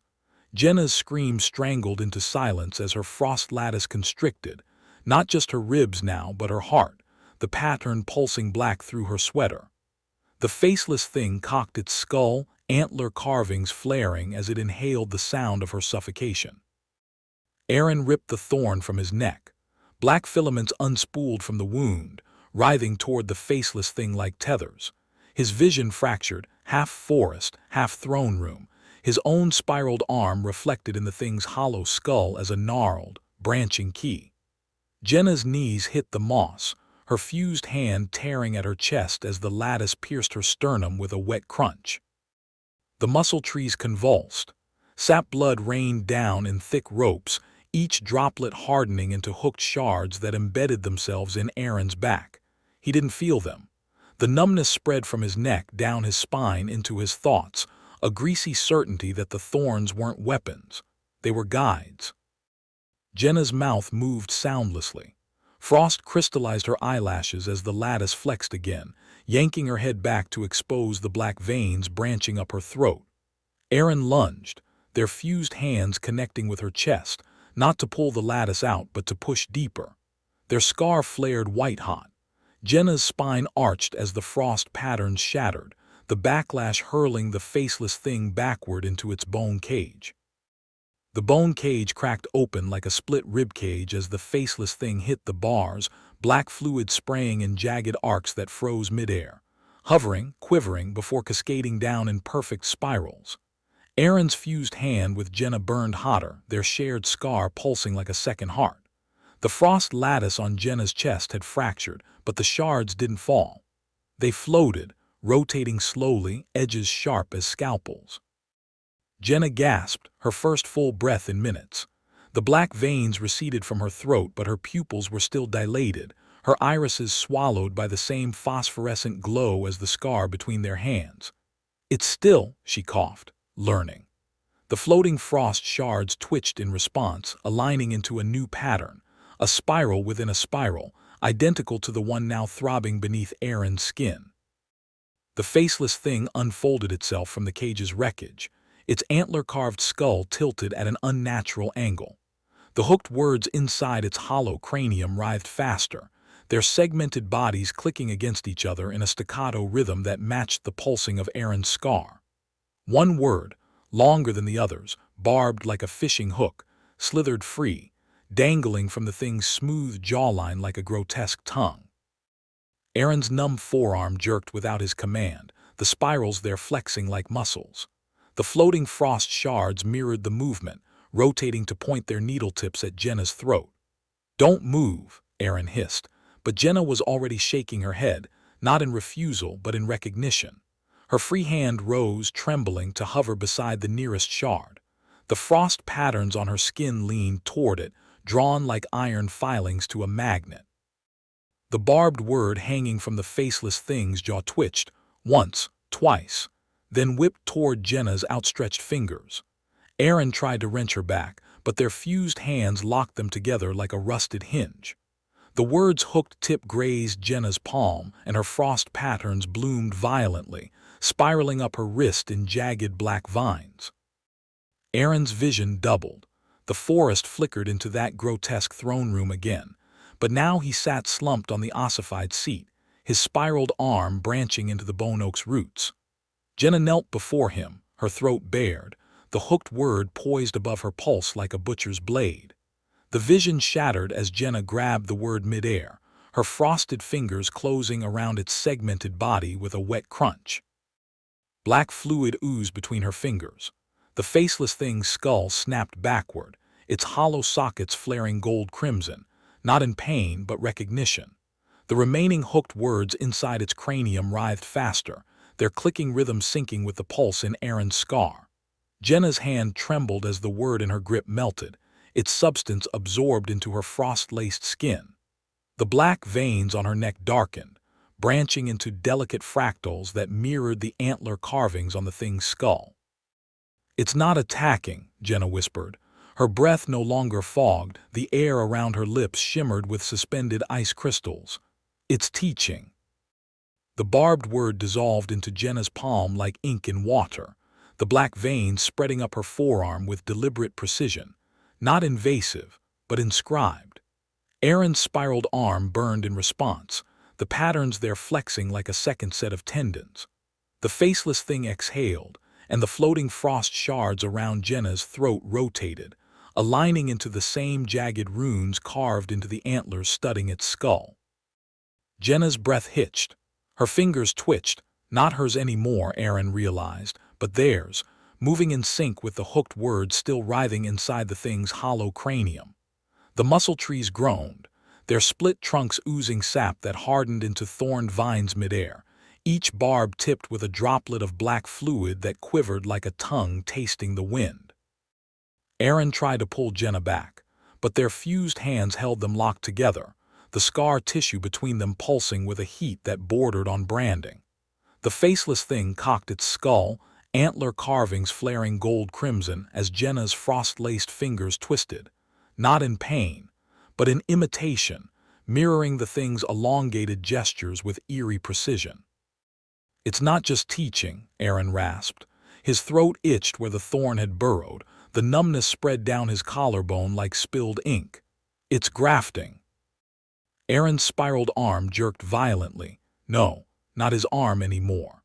The patterns pulsed beneath his skin like a second circulatory system, branching black tendrils that mirrored the faceless thing's antler-carved skull. Jenna's breath crystallized midair, her exhale freezing into miniature spirals that hovered, then drifted toward the thing's hollow sockets like iron filings to a lodestone. The barbed word melted completely into Jenna's palm, its substance spreading through her frost-laced veins in inky tributaries. She shuddered, not in pain, Erin realized, but in recognition, her pupils dilating as the black fractals branched up her neck. The faceless thing exhaled, and the floating frost shards around Jenna's throat rotated, aligning into jagged runes that matched the antler carvings studding its skull. Jenna's free hand twitched. No, theirs. The frost patterns on her fingers elongated, the black veins flexing like puppet strings tugged by an unseen hand. Erin tried to wrench her back, but their fused hands burned hotter, the scar tissue between them searing white. The muscle trees groaned in unison, their split trunks oozing sap that hardened into thorn vines midair, each barb tipped with a droplet of black fluid that quivered, stretching toward Jenna like leeches scenting blood. "It's not grafting," Jenna whispered. Her voice had changed lower, layered with a vibration that resonated in Erin's molars. "It's remembering." Erin's spiraled arm moved without him, fingers twitching in perfect sync with the hooked words writhing inside the faceless thing's skull. The black veins beneath Jenna's skin pulsed faster, branching into delicate fractals that mirrored the antler carvings. The frost shards orbiting her throat clicked together, rearranging into jagged symbols that burned against Erin's retinas. Instructions. Jenna's mouth opened, not to speak, but to vibrate, her vocal cords humming with the same frequency as the faceless thing's exhalations. The sound bypassed Erin's ears entirely, vibrating directly in his marrow like a struck tuning fork. The muscle trees shuddered in response, their oozing sap hardening into barbed filaments that lashed toward Jenna's outstretched hand. One thorn pierced her palm. Instead of blood, black ink welled up, thick and glossy, dripping onto the moss where it sprouted into miniature bone oaks, their twisted branches forming the same spirals branded into Erin's forearm. The faceless thing tilted its skull, antler carvings flaring gold crimson as the tiny oaks leaned toward Jenna, their roots squirming like earthworms. Erin's throat closed. The numbness from the embedded thorn spread to his larynx, his vocal cords paralyzed mid-breath. He tried to wrench their fused hands apart, but the scar tissue had fused deeper, tendons knitting together, bones grinding against each other with wet, clicking sounds. Jenna didn't react. Her eyes were fixed on the faceless thing, her frost-laced pupils reflecting the hooked words slithering inside its hollow skull. The black ink from Jenna's palm spread in fractal rivulets, branching across the moss like roots seeking water. No, not roots, Erin realized veins. The miniature bone oaks pulsed in sync with the faceless thing's antler carvings, their twisted branches flexing like skeletal fingers. Jenna's breath hitched, her frost-laced lips parting as the hooked words inside the thing's skull spilled out, not attacking but unspooling toward her in a languid, almost tender arc. Aaron's fused hand with Jenna convulsed, not in pain, but in recognition, the scar tissue between them vibrating like a plucked string. The barbed thorns embedded in his back twitched, their filaments vibrating with the same frequency. The faceless thing exhaled, and the frost shards orbiting Jenna's throat clicked into place, a collar of jagged runes that matched the symbols now glowing beneath Aaron's skin. Jenna's free hand rose, no, theirs, the black veins beneath her skin flexing like puppet strings as her fingers mimicked the faceless thing's elongated gestures. The miniature bone oaks shivered, their branches splintering into thorned filaments that lashed upward, weaving themselves into a grotesque lattice around her outstretched arm. The hooked words reached her fingertips, their barbed tips pausing just before contact, quivering like compass needles finding true north. Aaron tried to scream, but the thorn in his throat had bloomed into a fibrous knot, its tendrils knitting through his vocal cords. His vision fractured, forest and throne room overlapping, and for a heartbeat, he saw himself reflected in the faceless thing's hollow sockets. His spiraled arm branching into the bone oak's roots, his mouth stretched wide in a silent howl. The hooked words weren't attacking Jenna. They were whispering to her, their segmented bodies vibrating with the same cadence as the symbols carved into his bones. The hooked word brushed Jenna's fingertip, and Aaron felt it, not through their fused hands but deeper, like a scalpel tracing the grooves of his cerebellum. Jenna's pupils dilated into black pits, her frost-laced lips parting as the word slithered up her wrist, its barbed segments clicking into the grooves of her blackened veins. The faceless thing exhaled, a soundless rush of air that made the miniature bone oaks tremble, and Jenna's throat pulsed with the same rhythm. Aaron's spiraled forearm itched, the patterns there writhing like worms under hot asphalt. The frost shards circling Jenna's neck rearranged again, not runes now but anatomy, a jagged diagram of arteries and nerves glowing against her skin. The hooked word reached her elbow, its tip probing the crook like a syringe seeking a vein.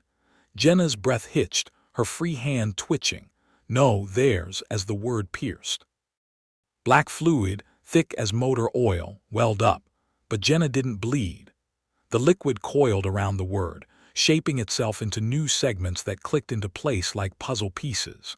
The faceless thing tilted its skull, antler carvings flaring gold crimson as the transformed word flexed in Jenna's arm, its new barbs glistening wetly.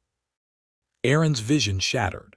The throne room flickered closer now, the bone oak's roots fused with his spiraled arm, their fibrous tendrils pulsing in time with Jenna's frost-laced heartbeat. The hooked word in her arm thrummed, vibrating through their fused hands and into Aaron's bones, carrying something wet and knowing that slithered up his spinal column. The word inside Jenna's arm pulsed like a second heartbeat, its barbed segments flexing in time with Aaron's spiraled scars. Their fused hands had stopped burning. Now they hummed, vibrating with the same frequency as the faceless thing's antler-carved skull. Aaron tried to speak, but the thorn in his throat had blossomed into a fibrous knot, its tendrils threading through his larynx like sutures. Jenna's frost-laced pupils reflected the hooked words writhing in the faceless thing's hollow cranium.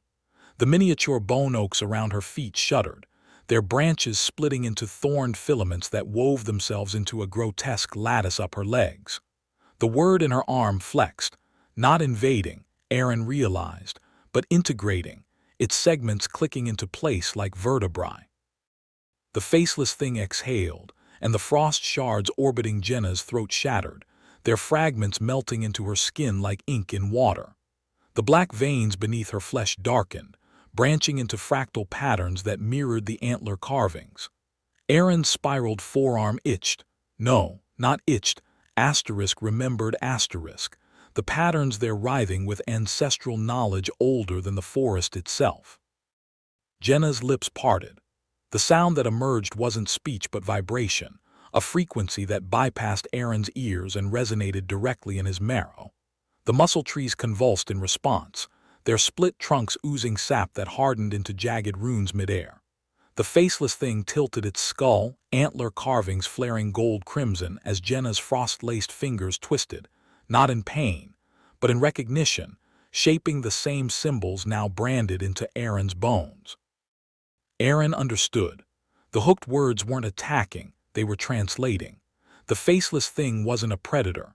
It was a scribe, its hollow skull a vessel for the forest's oldest language. The bone oak's roots weren't digesting them. They were inscribing them, etching their flesh with the same spirals the Algonquin elders had unknowingly carved into the trees centuries ago.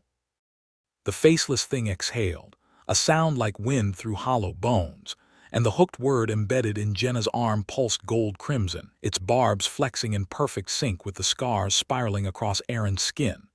Their fused hands no longer burned. They resonated, vibrating with the same frequency as the bone oak's roots threading the earth beneath them. Aaron's vision fractured again, throne room and forest overlapping, and for a heartbeat he saw the truth. The symbols weren't wards or bait. They were receipts.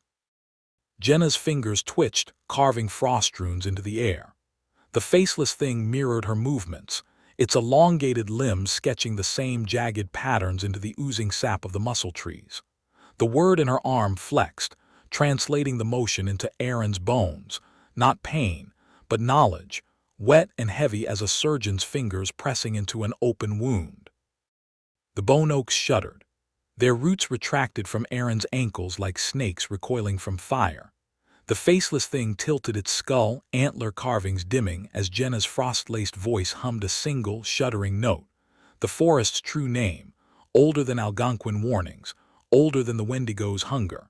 The word in her arm unspooled, its barbed segments dissolving into black ink that seeped into the moss, forming a spiral that pulsed once before crumbling to ash. Aaron gasped as the thorn in his throat disintegrated, its tendrils withering to dust on his tongue.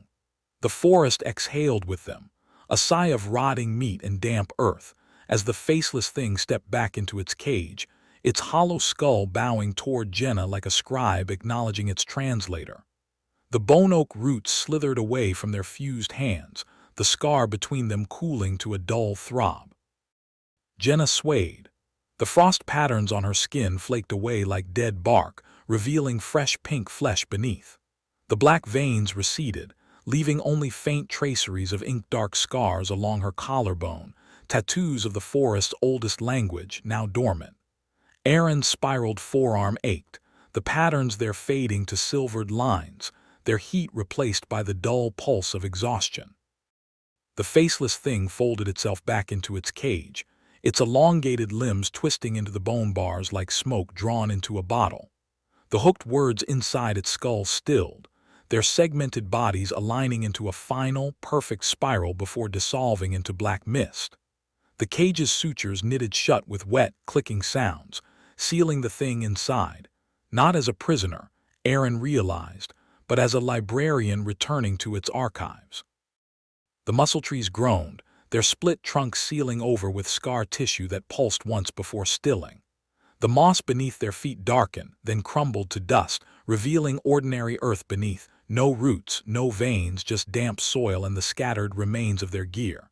Jenna's knees buckled. Aaron caught her, their fused hands finally separating with a sound like a cork pulled from a bottle. The scar between them remained, a twisted spiral of silvered tissue, but no longer burning. Dawn cracked through the canopy, real dawn, not the sickly phosphorescence of the forest's digestion. The bone oak's hollows were just trees again, their bark rough and unmarked. Aaron's breath fogged in the cold air, his exhale ordinary, untainted by frost or hooked words. Jenna's fingers trembled as she touched her throat, tracing the faint ink scars there, receipts, not wounds. They stumbled toward the tree line, leaning on each other like survivors of a shipwreck. The symbols carved into the oaks at the forest's edge were different now, not wards or bait, but acknowledgments. Their spirals softened into something resembling gratitude.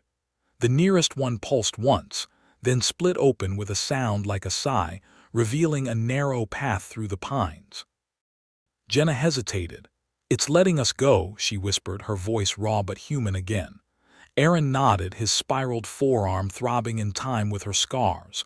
The forest wasn't finished with them, would never be, but it had taken what it needed. Their blood, their memory, their translation. The path led them to Mill's End by midday. The bartender looked up as they staggered in, his weathered face unreadable. He said nothing as he slid 2 glasses of whiskey across the counter. Jenna's hand shook as she lifted hers, the ink scars on her collarbone flexing like old tattoos in firelight. Aaron's spiraled arm ached, but the pain was distant now, an echo, not a scream. Years later, Aaron would publish the memoir everyone dismissed as fiction. Jenna would disappear into the Algonquin reservations, her ink scars hidden beneath long sleeves. But in the margins of his final draft, Aaron would scribble the truth the faceless thing had carved into his bones. The symbols were never words. They were contracts, and we signed in blood. The bartender's gaze lingered on Jenna's scars. "Where the trees got faces," he muttered, not a question. Jenna's glass cracked in her grip, whiskey pooling around her fingers like old blood. Aaron watched the liquid spiral clockwise, always clockwise, before the bartender wiped it away with a rag that smelled of copper and damp earth. Outside, the wind carried the scent of pine and something older. Jenna's breath fogged in the air, ordinary now, untouched by frost or hooked words. Aaron's spiraled arm itched, but the patterns were fading, silvered scars where there had once been living sigils. They left Mill's End at dusk, the trees at the road's edge whispering in a language only their bones understood. In the rental car, Jenna pressed her forehead to the window. "It's still hungry," she said softly. Aaron didn't ask how she knew. The ink scars on her throat pulsed once, then stilled. He drove until the headlights caught something in the road. A deer, its antlers twisted into perfect spirals, its ribs marked with symbols that matched Jenna's collarbone. It stared at them with eyes too black, too knowing, before melting into the pines. They never spoke of Pine Hollow Woods again. But sometimes, when Aaron touched his spiraled forearm to Jenna's ink scars in the dark, the patterns would align, just for a heartbeat, and the wind would carry the sound of something laughing from a place where the trees still had faces. Years later, under different names, they would meet by accident in a diner off Route 9. Jenna's sleeves would ride up when she reached for the salt, revealing ink scars that had never fully faded. Aaron's memoir would be face down on the table between them, its margins scribbled with truths no publisher had allowed. The waitress would pause, frowning at the way their shadows stretched too long on the linoleum, twisted into shapes that almost looked like antlers. Neither of them would mention the child with spiral-pupilled eyes who sometimes appeared in their dreams, or the way the frost always avoided their footprints in winter. The coffee would grow cold between them, untouched. Outside, the wind would sigh through the power lines, a sound almost, but not quite, like a faceless thing turning the pages of a contract signed in blood. They would part without saying goodbye.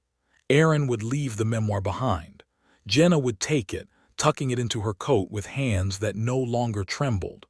The diner's lights would flicker as she stepped outside, just once, as if something vast had blinked. And far to the north, in a place where the trees remembered, a single oak would split open with a sound like a sigh.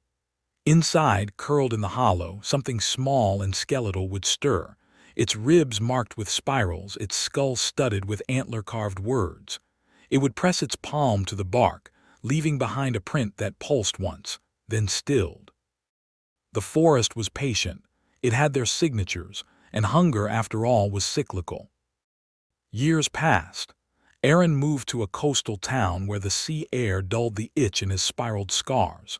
He took up whittling, though he never carved antlers.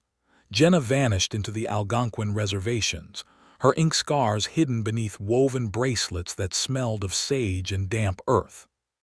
One autumn evening, Aaron found a package on his doorstep.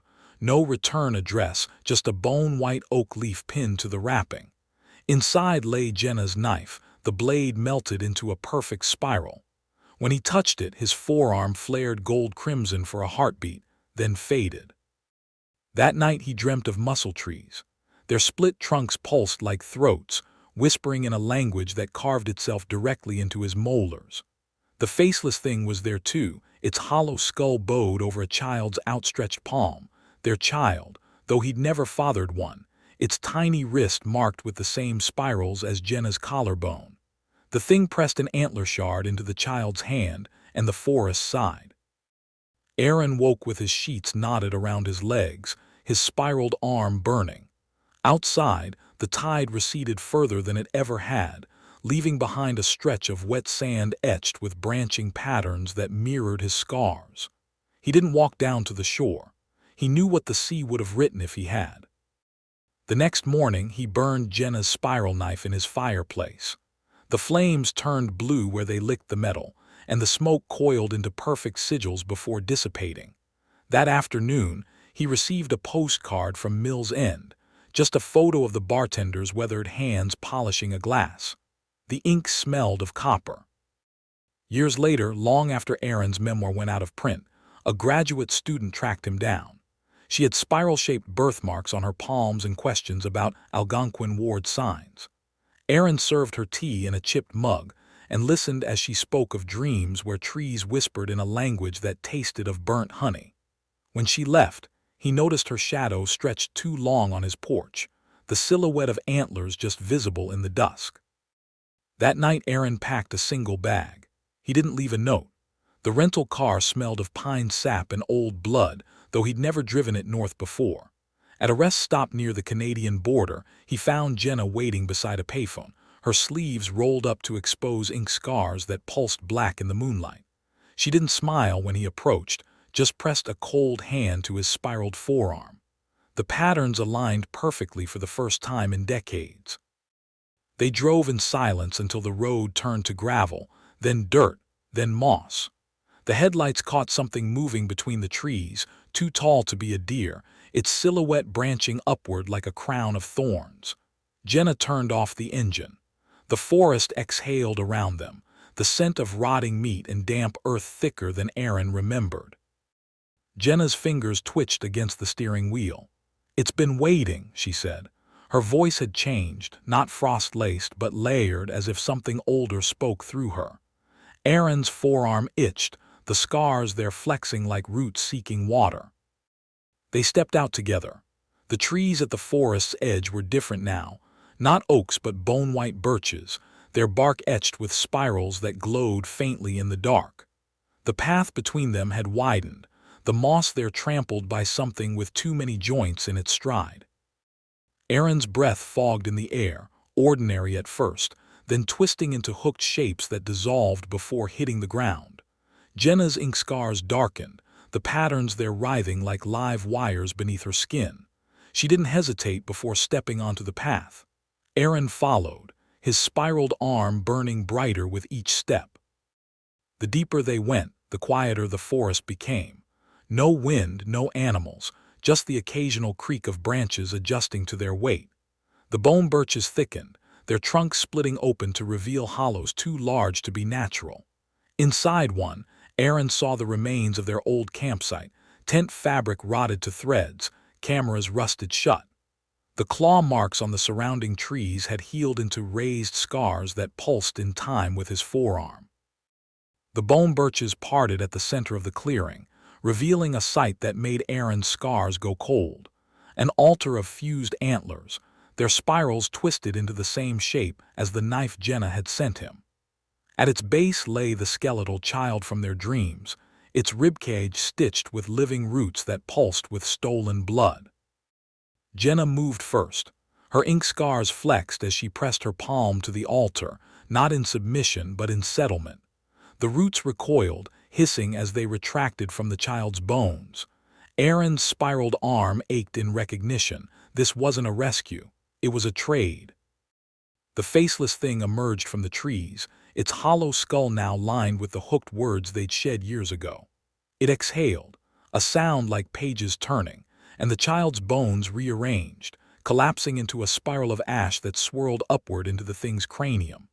Jenna's breath hitched as her ink scars unspooled, the patterns lifting from her skin like smoke. Aaron grabbed her wrist, their scars flaring gold crimson one final time. The forest sighed. The bone birches shuddered, their trunks sealing over with scar tissue. The altar crumbled, its antlers disintegrating into black dust that smelled of burnt copper. The faceless thing tilted its skull, its hollow gaze lingering on Aaron's forearm before stepping backward into the trees, not vanishing, but diminishing, its elongated limbs folding in on themselves until it was just another shadow among the pines. Jenna swayed. The ink had bled from her collarbone, leaving only faint silver traceries like old stretch marks. Aaron's spiraled arm ached, but the heat was gone, just numb tissue now, the patterns faded to pale scars. The path behind them remained open, moss-trampled in a straight line toward Mill's End. The forest wasn't letting them go. It was done with them. They stumbled out at dawn. The bartender's truck was idling at the tree line, his weathered hands gripping the wheel. He didn't speak as they climbed in, just drove until the pines thinned into farmland. Jenna pressed her forehead to the window, her breath fogging ordinary glass. Aaron flexed his forearm, still there, still his, just marked. The bartender dropped them at a motel 20 miles south. "Burn your clothes," was all he said before driving away. They did. The shower water ran black for 10 minutes. Years later, Aaron would find the Polaroid in his jacket pocket, taken that last morning at the motel, Jenna's ink scars already fading, his arm raised to block the flash. In the corner, just visible in the glare, a deer with spiral-carved antlers, watching from the tree line. He'd bury it in his backyard beneath a sapling that never grew taller than his knee. Jenna would disappear into the reservation's archives, translating Algonquin texts that made interns quit. Sometimes, when the northern lights flared particularly bright, her silver scars would itch, a sensation like roots retracting. She'd smile then, though no one knew why. Thank you for listening to tonight's stories. If you enjoyed them, please leave a like and subscribe.